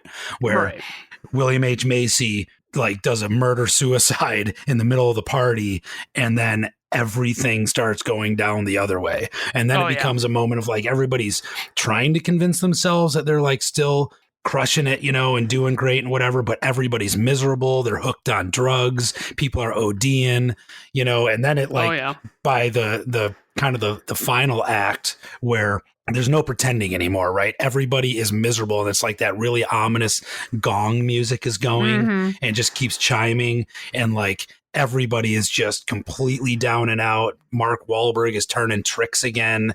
Julianne Moore is just totally coked out and miserable. Burt Reynolds' empire is collapsing. Like the one guy has the what was his name, the colonel or whatever, has like gone to prison for I think kiddie porn or something. Like, you know, it's just like everything's collapsing around them, and even that sequence like kind of crescendos into, or maybe it's after, I don't remember, it was before or after that Alfred Molina scene that you're talking about, right? Where like it's like everything comes to a head in that scene, and and by the way, John C. Reilly like deserved an Oscar for his role in that movie. He is so next level. I love John C. Reilly basically because of that movie. I mean, it's fucking amazing. And it's like, I mean, honestly, like, you know, and talking about that, it's like, I feel like in the grimmest moments, unfortunately, it's when we get the least soundtrack, but it's like, I feel like it's when the movie is most compelling, and it's like when it's most, you know, it's so devastating to sit and watch all of these people and all of their lives are coming apart after having all of this good fortune earlier on. And I mean, just oh man, I mean, I absolutely fucking love it, honestly. Like, it's just, it really, I mean, it's fucking great. I guess you know, I think I've talked to you about it before, but I don't know if you have the special edition DVD. There's a version of it that came out years ago that was like a 2-disc special edition DVD set. And the second disc had nothing but like special features. And there's one of the special features on it called the John C. Reilly Files. And it's a bunch of outtakes where they like just kept the camera rolling and had him just keep riffing on his lines and like kind of, he's like ad-libbing even as they go. And they're like 5 or 10 minutes long, where he's like kind of repeating himself, but you know, where they're ultimately going to just take a snippet of it. And one of the scenes was cut entirely, but it is unbelievable how good he is in these scenes where he's like coked up and just going. And it's like, I don't know, it's amazing. Check that out alone. Like pick it up if you can and check that out. It's worth it. So what are you rating this? I rated it an A. So I would put this in my S tier. I think it's one of the best movies ever made. I knew without question when I put it at A. I'm like, well, Dan's gonna have this on his, you know, like he's gonna have this at an S. Like, there's no way he doesn't. So I mean, like, I knew you love this movie that much. So I do, and I'm a big P.T. Anderson fan, and that's probably my favorite of all the P.T. Andersons. Is that movie? Don't I know it? Yeah. So I mean, that's one notable piece of trivia is Leonardo DiCaprio was originally offered the role of Eddie Adams / Dirk Diggler, but he had already signed on for his role in Titanic. Now, I really truly like Mark Wahlberg in this movie. but I would like to like see a version of this that has Leo from 1997. I could like totally just see him doing that oh part. I yeah, think Mark Wahlberg crushes it, but I oh think yeah. Leo would have done well as well. Definitely. But yeah, that's what I got for that one. I mean, I put it at an A just because of certain other movies that I selected for my list that I couldn't knock out of the top Well, spot. man, you got right to some good stuff. That was only the fourth of six as well, and you're already talking about stuff that's in my S tier. So my next one, I'm still at a B here. I'm Okay. working my way up to it. But my next movie, I don't have quite as much to say about it probably as those last couple. But there's a movie from 1972 called The Harder They Come, starring Jimmy Cliff. Written and directed, maybe? Yeah, written and directed by Perry Hensel. So this movie is credited for bringing reggae to the world, reggae music. Mhm. It was 1972. It's set in Jamaica. It's about a guy who moves from the country into the city and is immediately like robbed and loses everything. It really shows like the seedy underbelly of the city in Jamaica, because especially, you know, I feel like still kind of to an extent to this day, and like in general pop culture, when Jamaica is referred to, it's like, you know, Sebastian from Under the Sea and everybody's, you know, Cool Runnings. Don't forget that one. cool runnings and whatever. And it's like, you know, it's like this upbeat, everybody's happy, beaches, everybody's getting high and having a good time, whatever. When in reality, Jamaica is like one of the poorest countries in the world. It's super, super crime ridden. I think at one point it was like the highest violent crime rate in the world, like, or, you know, maybe not the world, I don't know, but a super high violent crime rate. Rampant poverty, and like you see that in this movie, like they're not like sugarcoating life in Jamaica at all. And it's also, instead of, you know, like the cartoonish, you know, Sebastian from the Little Mermaid accent, there's actually scenes in this that they have to subtitle because it's so hard to understand what they're saying, because it's like native Jamaican, which isn't purely English. It's Right. like this, I don't know what it's called, or if it's just Jamaican or what, but it's like this, it's almost like they're talking backwards, it sounds like, and it's hard to explain unless you see it, but it's without subtitles you would have no idea what they were saying. Let me just put it that way. But anyway, it actually stars Jimmy Cliff, who was probably the first like international reggae star. I think he's one of only two reggae artists in the Rock and Roll Hall of Fame, next to Bob Marley, obviously. I mean, he wasn't as big as Bob Marley, but he was, I think, a little bit earlier in terms of like international stardom. And this, again, like I said, this movie is kind of credited as like bringing it to the world because the soundtrack, in addition to the title track, The Harder They Come, which is an excellent, excellent song. It's been covered by a million different bands over the years. It's also got like Desmond Decker on it. It's got Toots and the Maytals doing Pressure Drop. It has a couple other Jimmy Cliff songs. It's got You Can Get It If You Really Want, Sitting in Limbo. It's got Many Rivers to Cross. Also has Sweet and Dandy by the Maytals. Anyway, a lot of really good classic reggae songs. Jimmy Cliff actually wrote and performed all those songs that he did because by the time this movie came out, he had already made like 2 or 3 albums, I think. I mean, he was in Jamaica. He was already a star. But yeah, so it revolves around this guy. He comes to the city. He's immediately robbed. Like I said, he's super poor, but he's a good singer, and he's like trying to get into this music studio to make a record because he keeps trying to tell him like, hey, I can sing, I could do this, and I can make some money. And then he does cut a record, and it like becomes this huge hit in Jamaica. But at the same time, a bunch of shit happens, and he ends up like on the run from the police. He stabs a guy, he robs somebody, he does all this stuff. I think he shoots someone at one point. I think he shoots a cop, and he ends up on the run, and he's like this outlaw kind of, and like all the people like love him because, you know, he's kind of this like larger than life character, but it happens very fast, right? Like his run is very short lived, and it ultimately ends with him getting shot 1,000 times on the beach when he gets caught by the cops finally. But it's it's kind of a classic story. It's done on like a shoestring budget. I mean, it's very, very low budget. It says it's $400,000 Jamaican dollars. I don't know what that I don't know what that translates to in US dollars, but it definitely was made on a very small budget with like people like Jimmy Cliff, who wasn't even a real actor necessarily, but it's pretty good. I gave it a B just because it is kind of hard to watch in some ways, you know, between the super low budget and the hard to understand accents. I feel like it kind of soars on its historical significance, like in the history of reggae music and everything. So because it's like a classic in that regard, but it's good. But I would say unless you have like a real interest in that kind of music or that kind of rock and roll history, probably not for everyone. Like I said, I give it a B. I really like it. Oh, best part though, when he finally gets into the studio and he records the title track, "The Harder They Come," it's like mesmerizing. Like you can feel it. It's one long single cut where they're just showing him in the studio singing the song, and it's like it's brilliant. He just nails it, and it's like you can feel it, you know, like as he's like kind of grooving with it and everything, and sweating, you know, like he's like so into it. But I'm also a big Jimmy Cliff fan, so right. he's one of my all-time favorites.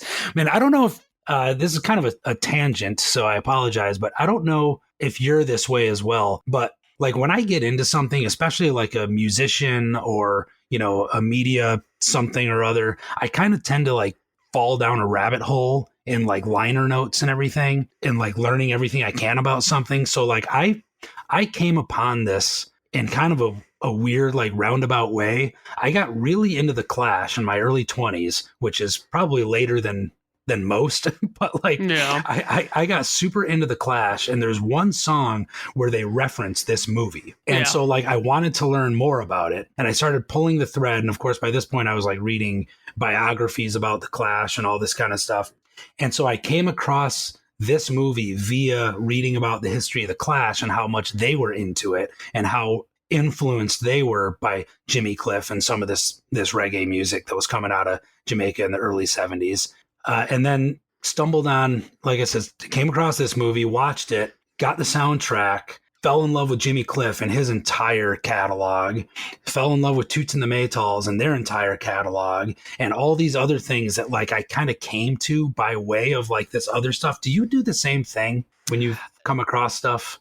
Definitely to a lesser degree than you do, because I mean, like you always talk about that, like you'll talk to me about not wanting to own things digitally or things like that because you want to buy like the CD and you want to get the liner notes and things like that so you can read up on it. And that for me, I'm not really that into it. Like to me, it's like I want to listen to the music, and it's like, or it's like with movies. I mean, obviously there are certain things that I will get really into, but I don't do that.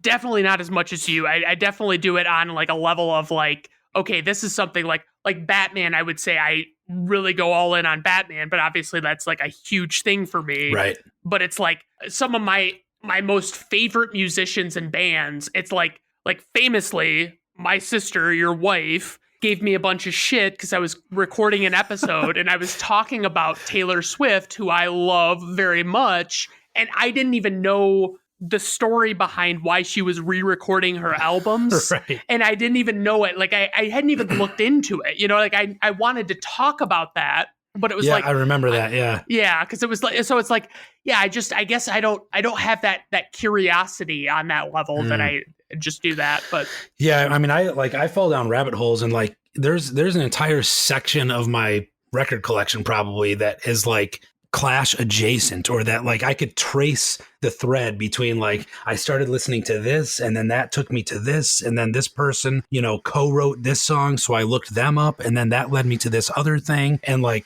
I don't know, and I mean my affinity for physical media is kind of, there's like two reasons. One of them is that I love pawing through the liner notes and like learning about it, and you know, seeing who popped in to help out with the, you know, you find somebody like played the drums on one track and you're like, holy shit, you know, so-and-so was on there. But then also I for whatever weird reason, I find like a satisfying physical connection to like the physical media, like of placing a record on a turntable or a CD into a CD tray. And like, I don't know, it's one of those weird mental things that I can't quite explain. Right. But yeah, but I enjoy it nonetheless. fair enough. But yeah, so anyway, sorry, that was a long tangent sparked by a movie that I said I didn't have as much to say about, so you can feel free to cut all that out if it was not interesting. But yeah, The Harder They Come, 1972, it's a classic. I give it a B, and check it out for the soundtrack, even if the movie's hard to watch. All right. Sounds good to me. You've got to be up to your like S tiers at this point, right? I'm one away from the S tier. So my next movie is Dirty Dancing, previously covered on this podcast, from 1987, starring Jennifer Grey and Patrick Swayze. How do I put this? The songs in this movie, it's like the quintessential. I hear these songs in real life. I think of Dirty Dancing. There are so many of them. It's like late 50s, early 60s dance tunes and things like that. And it's like the entire soundtrack is so memorable for me. And like there's mostly previously existing songs, but there are also these few songs that were recorded in the late 80s for this soundtrack that are stupendous in my mind as well. And I mean, it's funny because this movie starts off by saying like Baby is doing voiceover narration, Jennifer Grey's character, and she says that it's the summer of 1963, but yet I feel as though that doesn't really set in until you start to hear these songs that are playing. I mean, you hear she goes and sees all of these employees dancing, and they're dancing to Do You Love Me by the Contours, and she starts to kind of see what their life's all about and how different it is from hers and things like that. And I mean, so many of these songs, it's like there's a scene where basically the premise of the movie is this character Penny, played by Cynthia Rhodes, she's pregnant and she's got to have an abortion, and it's going to happen on the night of this big dance that she has to do, and it's going to be like a big paycheck for her. And essentially, Baby has to take over for her so she can get this procedure done. And that's the entire premise of the movie. And it's like, we get this scene where it's like, Patrick Swayze is teaching Jennifer Grey to dance, and, they're in this empty room, this like dance studio basically, and they are lip syncing to this song called Love is Strange by Mickey and Sylvia.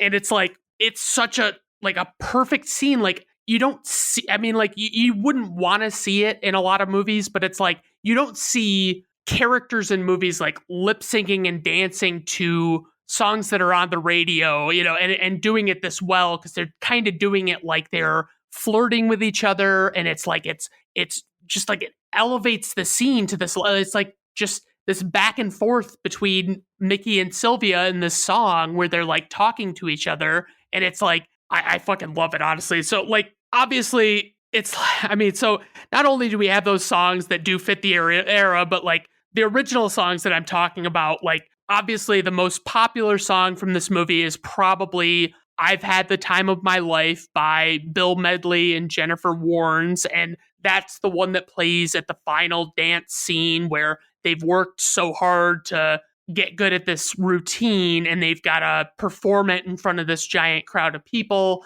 and they've got to execute this big number and all these things.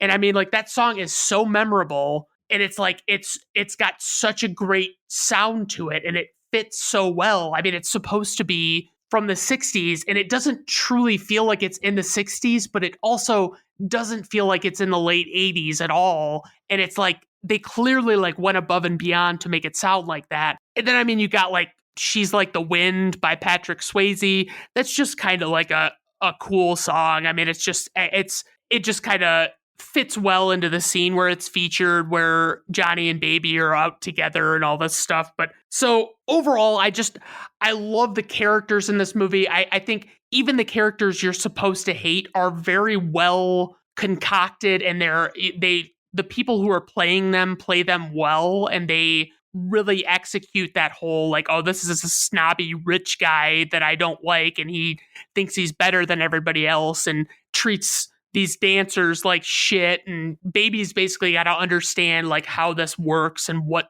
is really going on, like how their differences and all the politics involved with what their interactions are like and things like that. And it's like, she doesn't I mean, basically, you just see her growth, and then you see all. I mean, even Patrick Swayze's character Johnny, like he's got a lot of growth in this movie. He originally is not a fan of Baby. He doesn't want anything to do with her, and it's like they obviously fall in love and all this stuff. But it's just to me, the only reason it's like I don't know what it is about this movie. I mean, my sister and mom used to watch this when I was growing up, and I really, I wasn't as big of a fan of it when I was younger, but when I got older and I watched it, I'm like, God, this movie is like super fucking watchable. Like, I don't know what it is about it, but I truly enjoy it. And it's like, it's so much of it is music. It's so very much the soundtrack of it all that it's like, I hear these songs and it's like, oh my God, I fucking love it. You've got,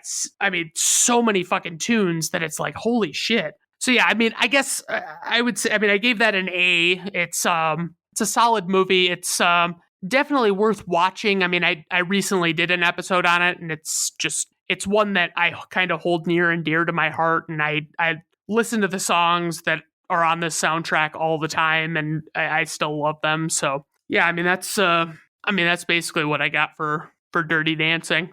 I have absolutely nothing to say about Dirty Dancing. I kind of figured maybe you didn't. So yeah. So I just let you go.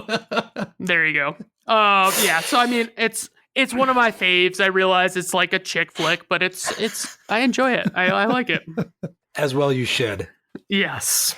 All right. So I mean, I'll defer to you. So I'm up to the A's finally. I've finally got there. My next one, I don't know if you've seen this or not. If you haven't, I highly recommend you check it out. But my next one is Baby Driver. Have you ever seen that? Yep. It stars Ansel Elgort, who has the most unfortunate name ever for a actor, I feel. Like, oh God. I'm really surprised that he didn't take a stage name or something. Yeah, no shit. I mean, like I saw a guy, I was doing an episode, and one of the credits was a guy named Richard Suckle. And it's like, his name is Dick Suckle. Like, come the fuck on. Anyway, it's ridiculous. It stars Ansel Elgort as a getaway driver for a gang of bank robber type criminals. He was orphaned at a young age, and he ended up kind of falling in somehow. They don't really go into the background other than you assume that like he got in trouble at some point. Kevin Spacey's character helped him out, and he's kind of paying off a debt by being his getaway driver for these bank robbery heists. And he's trying to pay off the debt until he can walk away, because he's actually not a bad guy. He's a good kid. He takes care of people around him, stuff like that. He's got a good heart. But as you could probably predict, at some point, the movie takes a left turn and shit gets real, and like he's got to get away, right? So, and that's kind of what it crescendos to. So the like I said, it's got Kevin Spacey as well. It also has Lily Adams as the love interest. It has John Hamm, John Bernthal, Jamie Foxx are all criminals basically that come in at different times. I mean, it's an Edgar Wright movie, right? It's an Edgar Wright movie. It was written and directed by Edgar Wright. The reason why this one is on here is because this kind of like what you were talking about with Boogie Nights, the music and the movie like mesh together in a way that the movie would not work without the music, right? Or it wouldn't work as well, certainly. And in fact, it's almost like it's not a musical, but it's kind of a musical in the sense that like the entire movie is like, it's almost choreographed to the beat. So like there will be like a shootout with a song going in the background, and the gunshots are like the gunshots and like movements of the actors and everything are purposely taking place like to the beat and like synchronized with the music in a really neat way. And there's even like he purposely cast a bunch of musically inclined people where he could. So like Jamie Foxx is in it. Ansel Elgort himself is like a DJ musician or something or other. At one point, you actually see Paul Williams, the musician and soundtrack guy from like a million different movies, not to be confused with John Williams, but Paul Williams is a different guy who's done a million soundtracks. He actually like writes a lot of songs though, for those things. He's one of those people, if you look into like his credits, you're like, holy shit, he wrote a lot of hits. One of those guys, like super songwriter types, But like the character though, the main character in his getaway driving, like he always has his earbuds in, and he's always got like one of the old timey iPods with the wheel. When the gangsters rob a bank and jump in the car, he like specifically selects a song, puts his earbuds in, throws it into gear, and then like an awesome chase scene ensues, right? And it's like kind of his MO, like he's always living his life to like a beat. And you find out that the reason he always has his headphones in is because he has some condition where like he has this ringing in his ear from a car accident that he got in when he was a child, which is where his parents died, all this. So like he has earbuds in all the time to kind of drown it out. And he's like partially deaf, so he reads lips. So he doesn't even need to be listening to people. He just reads lips, and like he's kind of a savant. But it's a super fun movie. The car chases are awesome. Like I said, the way that the music integrates with the actual choreography of the scenes is like amazing. The sound editing is super good. It's super entertaining. It's a super fun watch. I highly, highly recommend it. If you haven't seen it, check it out. Great action romp. One note of trivia, because I did watch a couple of the special features. I picked up the Blu-ray just for this project because I wanted to watch it on like, good speakers and all that kind of stuff. Because the only other time I had watched it was on an airplane with headphones. And one of the extra features, they're talking about the different actors that were in it, and they're talking about Kevin Spacey. And he says, "It's fun to see Kevin be bad. You love him no matter how mean he is." And I think to myself, that line didn't age well. No, it did not. God, I have that feeling literally every time I talk about like a Kevin Spacey movie that I enjoy, that it's like, God, I wish Kevin Spacey didn't turn out the way he turned out, because, I mean, I like a lot of his movies. Right. So, yeah, there's also the old-timey iPods, like, have this, like, weird nostalgia feel as he, like, pulls one out and starts clicking through the list, that little wheel. That's kind of cool. John Bernthal is excellent in it. He's only in it briefly, but he plays a very John Bernthal-like character. He's just really good at being, like, a jerk, Right. He's kind of a cartoonish dick in the scene that he's in, but it works perfectly. There's what else did I have written down here? Oh, great cinematography. There's really cool scene transitions that they do. Yeah. So overall, though, again, I think I've said it about 5 times now, but it's a fun movie. It's a really fun movie. And they even like change the volume within it to like, they turn it up when it needs to be turned up, and then they turn it down to be in the background. And it just, again, it just, they just nail it. So apparently it was a bit of a passion project for Edgar Wright. He had been wanting to do this for years, and then kind of finally it all came together for him. Yeah. I give it an A. I think it's excellent. Yeah, I liked it. I like that one a lot. I think it's Edgar Wright, honestly, he's got a lot of faves of mine. Like I really like Edgar Wright, and Hot Fuzz. Right, Hot Fuzz, Shaun of the Dead. I mean, he even did that movie. I don't know if you would have seen this, but it's The Last Night in Soho, and it's a bit of a like almost a horror movie. It's got like, yeah, I mean, it's a little ridiculous. It's got Anya Taylor-Joy and Diana Rigg and like just random people, but I mean, it's an interesting movie. I mean, it wasn't like an all-time fave, but it was definitely enjoyable. Now, by the way, I think earlier I said Lily Adams for some reason. It's Lily James.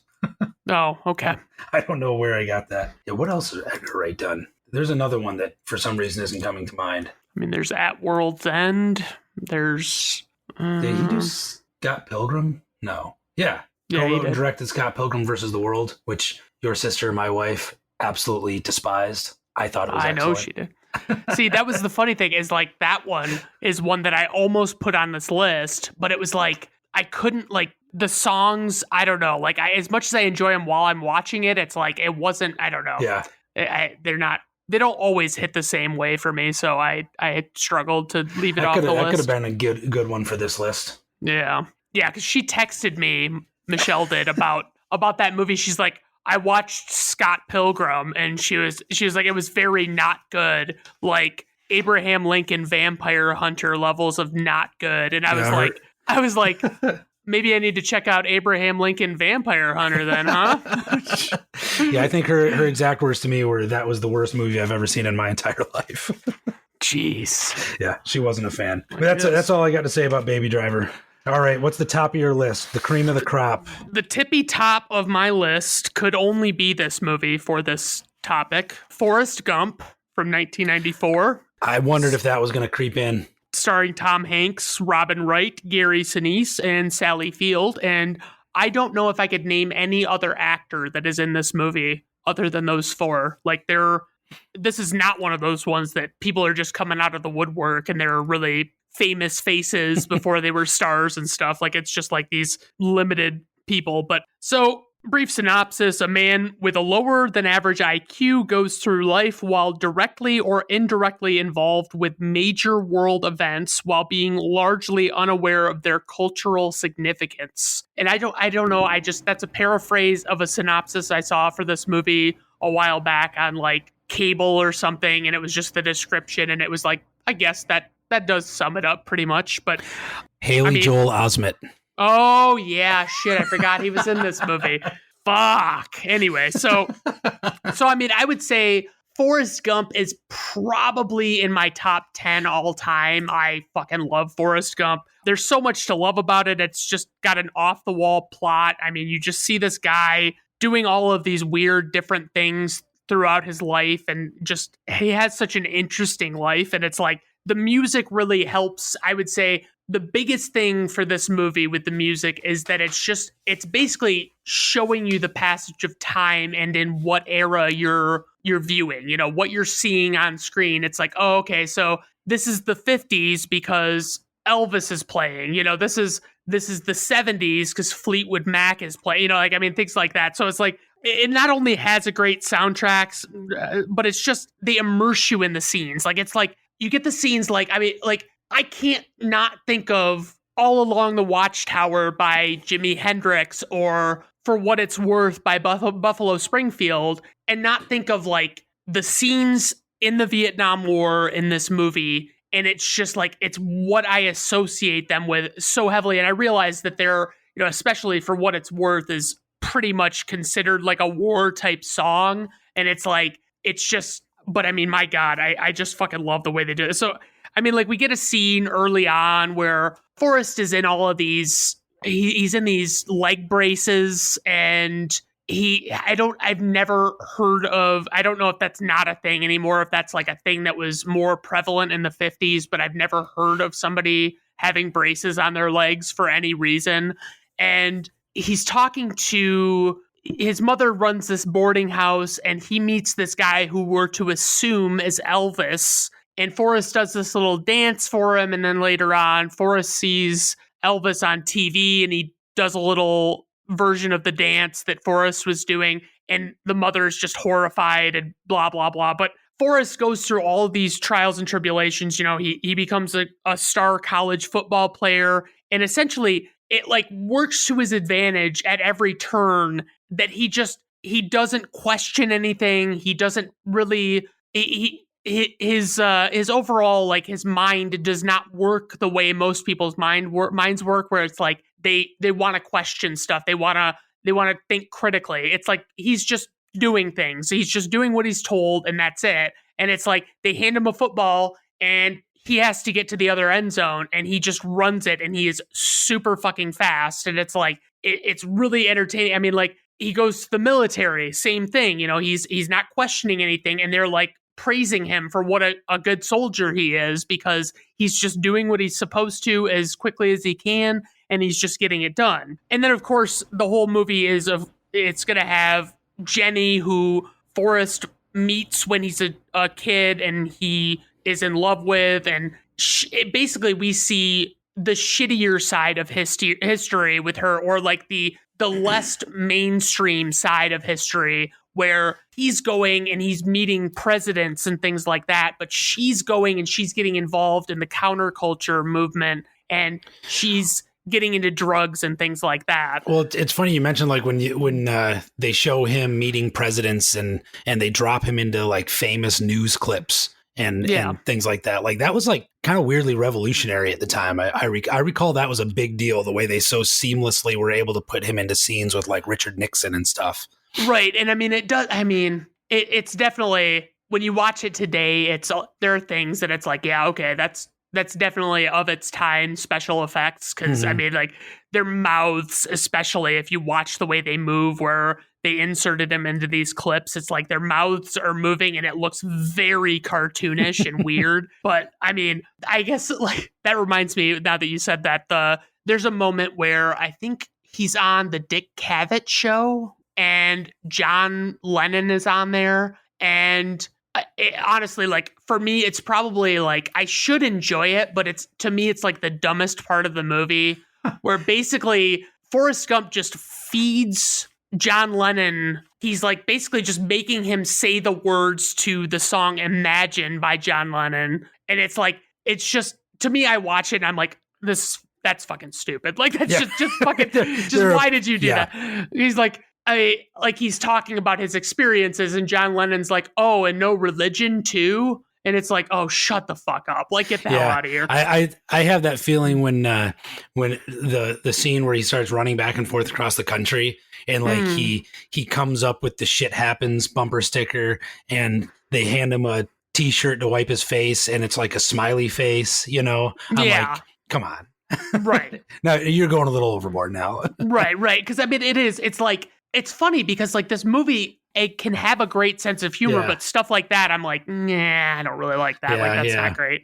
You see him, he's doing his running after, you know, he plays ping pong. He competes internationally as a ping pong player, and he goes and he eventually just decides to start running one day, and he's running all over. And, you know, you get On the Road Again by Willie Nelson. You get Go Your Own Way by Fleetwood Mac. And it just, the music does so much to serve these scenes, to provide like, okay, this is what we're doing. This is where we're at. And there's just so much history. Like I didn't understand, like I liked this movie a lot when I was a kid. And when the movie came out, it was like, holy shit, this is really great. It's funny, but you know, it's got the seriousness to it.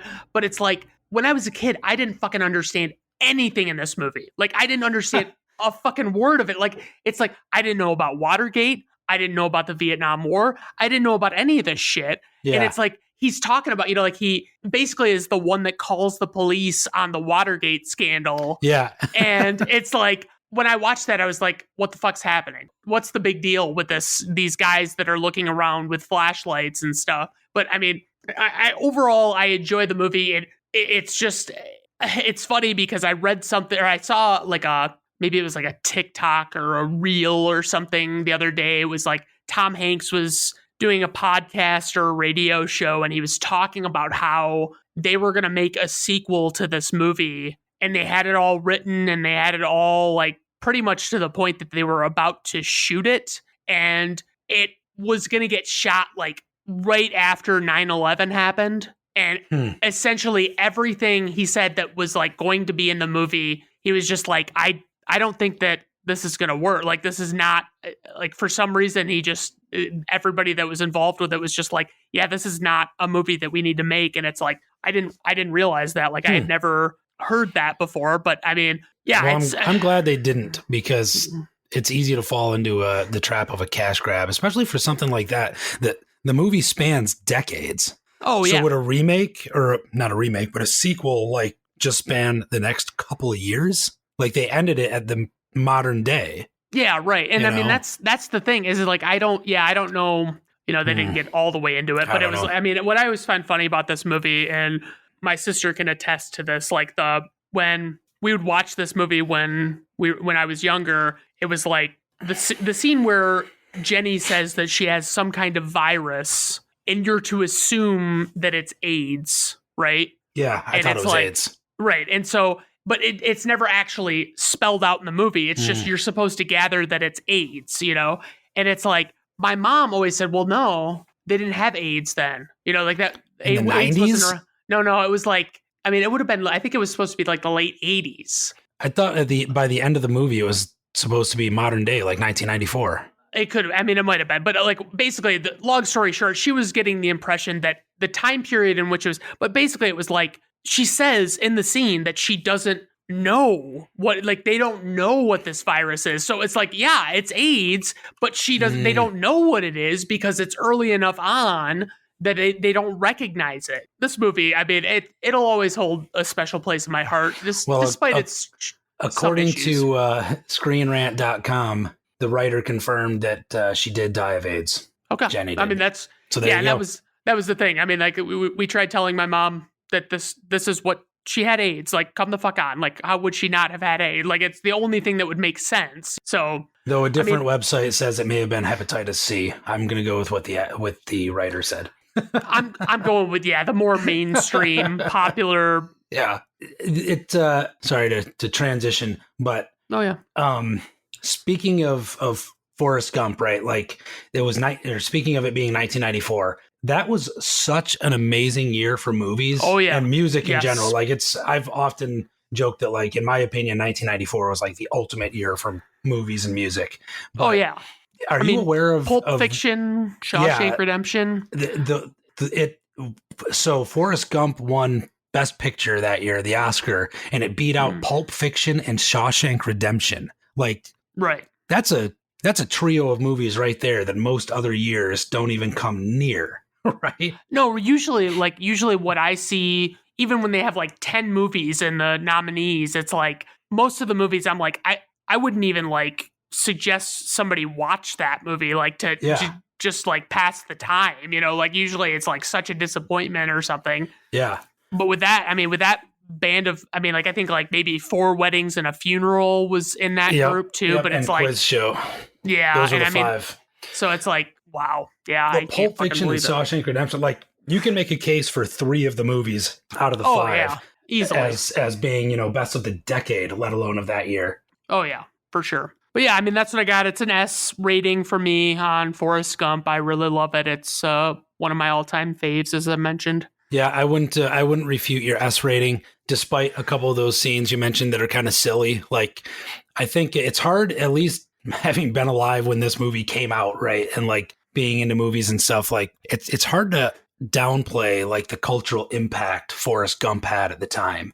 Oh yeah. Like, despite how good Shawshank Redemption and Pulp Fiction are, and the arguments that could be made that like those might actually be the best movie from that year, right? I think it's hard to separate that cultural impact with like the stuff with the blue screens that they were doing and putting him into those scenes and the way the movie spans several decades. And it was just like in a year where people were doing things that hadn't quite been done before. That was like, it was kind of a phenomenon. Yeah, I mean, well, the one thing I didn't mention in the movie is the scene that I most notably remember, like Siskel and Ebert talking about like it being a really amazing visual effects shot, is where Forrest is giving a speech at the National Mall or whatever, and like Jenny comes, there's this giant crowd of people that are all clearly digitally made, and Jenny comes walking across the reflecting pool, and it's like, holy shit, like how the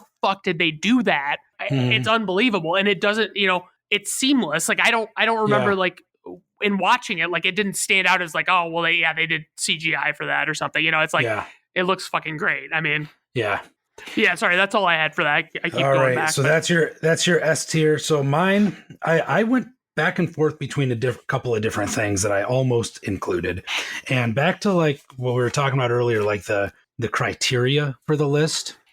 Would you have included musicals, like straight up musicals?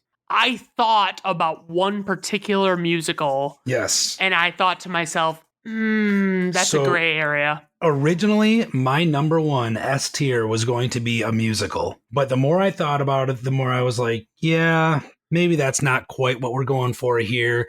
But not a musical in the sense that like it's just a good musical. Like it would have still met my criteria of like a soundtrack where I would listen to the music without watching the movie. Now, granted, I was a kid at the time, but my original number one S tier was going to be The Lion King. Okay. But Wow. ultimately I was like, okay, I guess that's like, it's a Disney musical though, and it's kind of an outlier from the rest of the list. But I was very curious, and I didn't want to say anything ahead of time, so I was very curious to see if any musicals were going to end up on your list, like, West Side Story or something, right?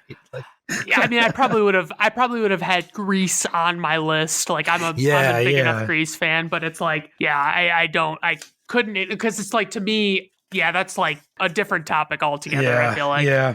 So for me, I swapped out at the last minute to a different S tier movie with an amazing soundtrack, Office Space from 1999, Okay, all starring right. Ron Livingston, Jennifer Aniston, and several others in smaller roles. It's a Mike Judge movie. He wrote it. I don't know that he directed it. I don't think he directed it, did he?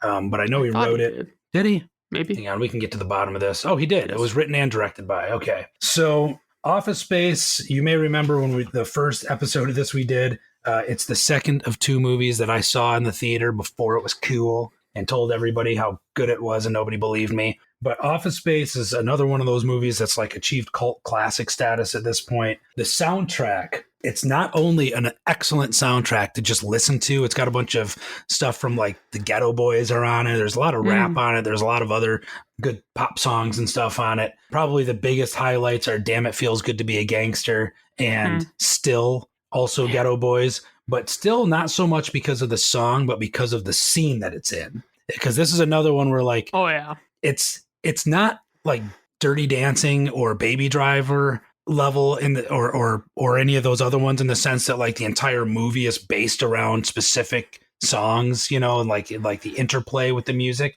But there are two scenes in the movie that would not be the same without the soundtrack. And one of them is the scene where, he's after he's been hypnotized. I should say, as a quick synopsis for anybody who hasn't seen it, it's essentially about a guy who hates work so much that he gets hypnotized to like think that he's somewhere else, basically. But the hypnotist dies before he wakes him up.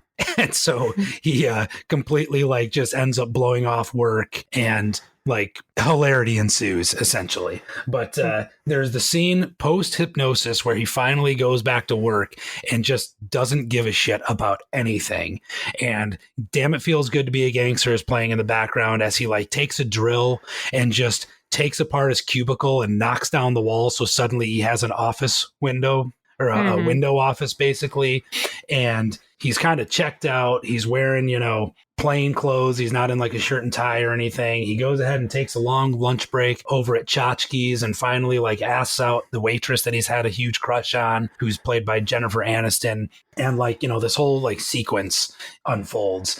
The other scene that's like not the same without the soundtrack is there's a scene where he steals the printer from the office, and they like do this like slow motion gang style beatdown of the printer with like baseball bats and stuff, while the Ghetto Boys play in the background of like one of the most aggressive rap songs ever, of the guy yelling "Die motherfucker die" as they like smash this. And at one point the one guy actually like tosses the baseball bat aside and starts punching the printer with like this just look of rage on his face, because it's one of the recurring jokes that it keeps jamming, and like, they get error messages. And like, for anybody who's ever worked in an office, even like in school or anything, like you know that feeling where the guy like he's trying to print something and it's jamming and it's giving him this error, and he goes, "PC load letter? What the fuck does that even mean?" Like, Right. Yeah.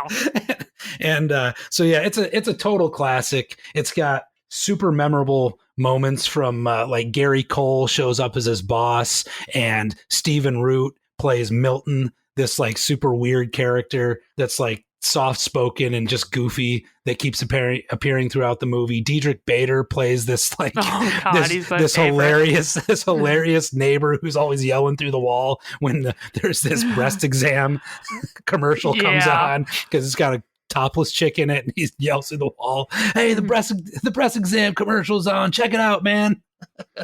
He is so deadpan. Like, he is, when he comes over to talk to him, and like he asks Diedrich Bader what he would do if he had $1 million, and he just looks at, he's like, "I'll tell you what I'd do, man. two chicks at the same time. And it's like, that's all he had. That's the only thing this guy gives a shit. Yes. But it's like he's dead serious. Like he is not joking at all. Yes, because chicks dig dudes with money, and if he had $1 million, he could probably work that out. I love when he like tries to talk him down from that line of thought, and he goes, well, women are always, and he's like, well, type of chicks that would double up on a dude like me would. It's like, yes. It's so good. And then there's the Bobs, like the two consultants that come in to like lay people off, played by John C. McGillney, who you might know from Scrubs, the TV show, and he's Paul Wilson, who's like been in a million different things. I think he played Karl Rove in the Josh Brolin George W. Bush movie, maybe. Oh, maybe. And he's played, I don't know, he pops up in a million things all over the place. But they play the Bobs. They're both named Bob. And then one guy who's in it, the guy that plays the character named Michael Bolton, which is itself a running joke in the movie that his name is Michael Bolton and he hates Michael Bolton. It's played by a guy named David Herman, who I don't think I've ever seen appear in anything else ever. And he's like so good in Office Space. He nails that part. Wait, the Michael Bolton guy? Yeah. Is he in anything else? The only other thing I've seen him in is Dude, Where's My Car? He was in that movie as the stoner guy, like the dealer, I think, for Ashton Kutcher and Sean William Scott. Like he was, that's the only thing I can think of, though, honestly. Well, like, I guess looking at his filmography, it appears he was in a bunch of other stuff. It looks like he's also primarily done a lot of voice acting. So like B-movie, Futurama, Storks, Scooby-Doo, Bob's Burgers. So so I guess he's around, just not in front of the camera, I guess. Yeah, he's so good in that role, though. When they're like, what's wrong with Michael Bolton? That's a fine name. And he's like, no, it was a fine name until that no-talent ass clown started selling records and winning Grammys. And he's like super into like hardcore gangster rap, even though he's the most square white guy you ever saw. Because that's his big scene at the beginning of the movie. Yes. Is like he's in his car and he is jamming out to fucking hardcore rap music, and he sees the guy coming down the street that's gonna like I don't know. He's selling flowers like going window to window in the traffic jam, and he like turns it way down and it's like rolls up his window. Yeah. Right. And it's like, oh my God, it's so fucking great. Oh man. I really do love that one. It's such a good movie. I mean, I can't imagine anyone listening to this hasn't seen Office Space, but like if you haven't seen Office Space, you've got to do yourself a favor and watch Office Space. It's one of the greatest movies of all time, in my opinion. Definitely an S tier, great soundtrack. The supporting cast kind of like makes the movie with all the little goofy characters that you see in the movie. It's it's a very Mike Judge movie, with goofy little characters and stuff. Really, really witty, really, really good. I don't have any bad things to say about Office Space. One of my favorite movies of all time. S tier all the way. That's all I've got to say about that. I'm very astounded that Boogie Nights was not your S tier movie, just based on what I know about your movie taste. I thought about it, but I wasn't sure if we might actually end up doing like a P.T. Anderson list at some point. Right. But I was glad that you brought it up because it gave me a chance to rant and rave about how wonderful it is. Right. Yeah. I mean, that was arguably my biggest struggle with this whole thing was like having done there were movies I left out that I had done episodes on, or, I've already recorded them and haven't released them. And I'm like, I'm going to be retreading all of the same material and same stuff to talk about, I mean? Mm-hmm. So but I was like, all right, I'll do a few that I've already talked about or that I, and just give in. Yeah. So with that, like, speaking of stuff we didn't talk about, I mean, to talk about also mentions, again, for if this is your first time tuning in, we don't say honorable mentions because we're including stuff that's terrible. Right. So also mentions, like I have a laundry list of movies that I considered covering. At one point I had mentioned documentaries. I almost covered a documentary because there's this really good Joe Strummer documentary called The Future is Unwritten. And the soundtrack was released as a separate CD. And it's not just Joe Strummer and Clash songs. It's also like songs that inspired Joe Strummer through his life. So like there's other things on there. There's Woody Guthrie is on there. Tim Hardin's on there. Really good soundtrack. And it's an excellent documentary. But again, that one, it kind of felt weird being like, a documentary about a musician. Like, felt like cheating. Yeah. So I dropped that one out. But then there's movies like The Wall by Pink Floyd. That was another one that I wasn't sure if that would really fit. But obviously, the movie that goes along with the album, The Wall, is... So, wait, I got to ask you that question then, because I'm assuming you've seen it, and it's... Is it a movie that I most definitely need to be on LSD to enjoy, or... I don't think so, because I watched it in high school, and none of me or my friends were like into that, smoking pot or anything. We all watched it stone sober, and a couple of my friends were like obsessed with it. Like they loved it. I think it's excellent. If you like Pink Floyd, it's worth checking out because it's got a whole bunch of really weird, like you said, like if you're on LSD or something, I imagine that it would be like, you'd probably freak out, honestly, because there's like, I don't think you need to be, because it almost like the movie itself kind of simulates like you're on drugs or something, because there's a bunch of really weird animated sequences and everything. It's full of like symbolism and stuff too. So, there's less a script so much as like a series of almost music videos that kind of tell a story. It's very conceptual. But like one of the movies we talked about previously, so I didn't cover it, but Oh Brother, Where Art Thou? Coen Brothers. That's got a really great soundtrack. I mentioned scores, the Lord of the Rings trilogy, the score by Howard Shore. Excellent. Then there's movies like The Matrix had a great soundtrack. Beavis and Butthead Do America was very close to making my list. Very, very close. Mallrats has an excellent soundtrack. The Wedding Singer I almost included. Oh, and, that's a good one. On the same, actually, that was your sister's idea. She mentioned that when I almost did it. That was kind of like when you were talking about Team America. There's like songs that Adam Sandler wrote just for the movie. Right. that are hilarious, like when he's singing about his ex-fiance and he's like, I hope you fucking choke. Yeah. Right. He's like all drunk and everything. There's a movie called Crossroads starring Ralph Macchio. Oh, who's the girl that's in it? It's Jamie Gertz. Yes, Jamie Gertz. That's one of my all-time favorite movies. I ultimately didn't include it on the list, but not to be confused with the Britney Spears movie of the same name. This one is excellent. A lot of really good blues guitar and stuff. Now, hold on just a fucking minute. What are we trying to say about the Britney Spears movie Crossroads with Zoe Saldana? Come on. I would say you might want to watch that. I haven't seen it. It's not the movie I'm talking about. That's all. Okay. That's all. That's fair. If you rent that movie expecting some super good blues guitar and Ralph Macchio, you're not going to get that. That's fair. That's reasonable. A potential S tier that I almost included, Snatch. Oh, yeah, that's a good one. It's a really good soundtrack and one of my favorite all-time movies, Guardians of the Galaxy, 8 Mile. And then I've got and in general, like I had mentioned The Lion King, but like all the Alan Menken Disney movies. Oh, God, yeah. Like we could have just done a list of those, honestly. Right, like that honestly, could be its own list. Yeah, it could be its own episode. Like, I mean, Disney fucking musicals. love those.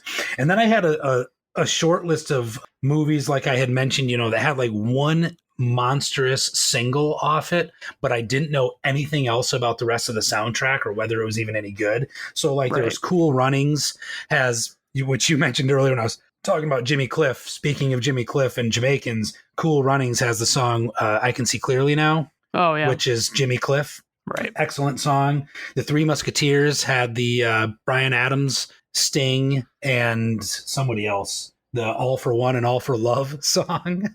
Oh God. Yeah. It was Bryan Adams, Sting, and Rod Stewart, maybe. Anyway, that was an excellent one because I love me some Bryan Adams. I don't care what anybody else says. Titanic and the Celine Dion one. A Star Is Born, the latest one with the Shalalalalo song, super good song. Dangerous Minds had the Coolio song, but I looked up the soundtrack and wasn't that impressed with the rest of it. No. Yeah, I was going to say. There was a movie from way back in the day called Rush that I never saw, but I think that's where the Tears in Heaven song came from, Eric Clapton. I'm not sure if that was like originally on an Eric Clapton album or if that was originally from that soundtrack. But I don't know. That was a great song, a very sad song, but a great song. Oh, yeah. And then I also had an also mention to Breakfast at Tiffany's for inspiring the most excellent song by Deep Blue Something in 1995. That's my list of also mentions. Okay, I mean, you kind of stole a bunch of mine, but I will say one that I almost considered putting on this list that I couldn't not put it in S tier if I selected it is the 1989 film Batman, which we already kind of talked a little bit about. And Yep. I mean, honestly, like that's one. And actually, in a couple weeks, the episode will come out, so it'll be before this. But I already kind of talked about it in the episode. But basically, like the Prince songs in that movie, it's like I like Prince. I think that they were like the worst choice to put in that Batman movie because they make it feel so dated and weird at times. You know, like they just have these entire scenes where it's like they're doing a music video for a Prince song. You know, they're not really in the movie. It's like, I don't know. But 8 Mile is one I was going to mention. I almost put it on my list because I was, you know, when I first got into rap music way back when, and I've since fallen out of love with rap music, I really went all in on 8 Mile and I thought it was great. But it's also one of those ones that I would say like less than half of what is on that album is stuff that I would like actually enjoy listening to. Out of curiosity, where might you rank 8 Mile? Because I have feelings on 8 Mile. So I would put it like if I were ranking it on this list, I would have probably put it at that D spot, honestly. Okay, so I think you and me are on the same page then, because I remember when that movie came out, I was a sophomore in college, and it was huge. Like, we were like the demographic for that movie, right? A bunch of white guys who like. All my roommates were like from Novi, and they grew up like right down the street from 8 Mile. Not the same part of 8 Mile, mind you, but like Eminem was the big thing. So we were like definitely in that demographic. And like I remember that movie came out, and the soundtrack was great, and everybody was always listening to that song. But the movie itself was so stupid, and I'd get in arguments with my roommates and friends, and so I'd be like, "Guys, come on." It's not. I mean, it's so bad. Serious about their rap battling. Well, stuff. It's like so dumb. It's like this. Like, what is the actual like the story in that movie? Is just that Eminem has to do these rap battles, but that's kind of secondary because he's trying to get a record deal. But it's like the whole thing is just like fucking useless, and it's like he just walks around with that dumb look on his face the whole time. Right. And I mean, it's just bad. It had its moments in that movie that were kind of fun, but I just remember like I was like, am I really the only guy here that is willing to admit this movie's stupid? Like, right. Yeah, I agree. And the other one I was going to mention that it was like the first soundtrack I ever owned, and it is the Space Jam soundtrack. And that was a fucking loaded soundtrack. I loved that soundtrack. What was on that? Well, it had I Believe I Can Fly by R. Kelly, of course. Oh, right. I Believe I Can Fly. Oh, man. Talk about somebody who is like really aged well. Oh, no shit. Yeah, most definitely. And I mean, it had like Seal had a cover of Fly Like an Eagle by Steve Miller Band. And oh my God, there was like Method Man songs. Like, I mean, just a bunch of random shit. Oh, like, what's that one? That's the way, I like it, That was on there. Oh man, I could get so fucking pumped to that album. But wow. Yeah, for scores, I mean, I'm gonna pick the Dark Knight trilogy. I'm gonna pick a myriad of superhero related things, especially Batman. But I mean, yeah, I think honestly, scores would be a separate episode as well. It'd be like, what are good orchestral scores that would really fit? Yeah, I'm not enough into those scores though to probably be able to come up with a good list, but that's what I thought about. I briefly considered it, but I do have a great a story though. Speaking of the Batman score, back in like probably 2007, went to a Tigers game with a friend of mine that I worked with, and it was me and a couple other friends. He was driving, and we were coming back, and thank goodness he was sober because of what he ended up doing. But at one point we were like driving through 696, I think it is, with like all the tunnels that goes through Detroit, right? Oh, yep. And he turned it on, and he had an Acura something or other, I forget what, but it was like a really fast car. And he put on the Batman theme, like the score, the Danny Elfman score, and he cranked it like super fast and was driving like 120 miles an hour down the highway through these tunnels and everything. Oh, and it was God. like midnight. And so there wasn't that many cars on the road. It's a miracle he didn't get pulled over or anything, but like it was awesome. It felt like we were in the Batmobile for a minute. There It you was go. so cool. But yeah, that's my little side story of the Batman Danny Elfman score. Fair enough. So yeah, that's all I got to say about that. This was a fun one because I love talking about music as much as I love talking about movies. And this gave us a chance to Same do here. both. Yeah, it's definitely a fun one. We'll have to figure out what our next one will be on. Yeah. Till next time. Yeah, right. All right. I guess have a good rest of your day, everybody. Bye now.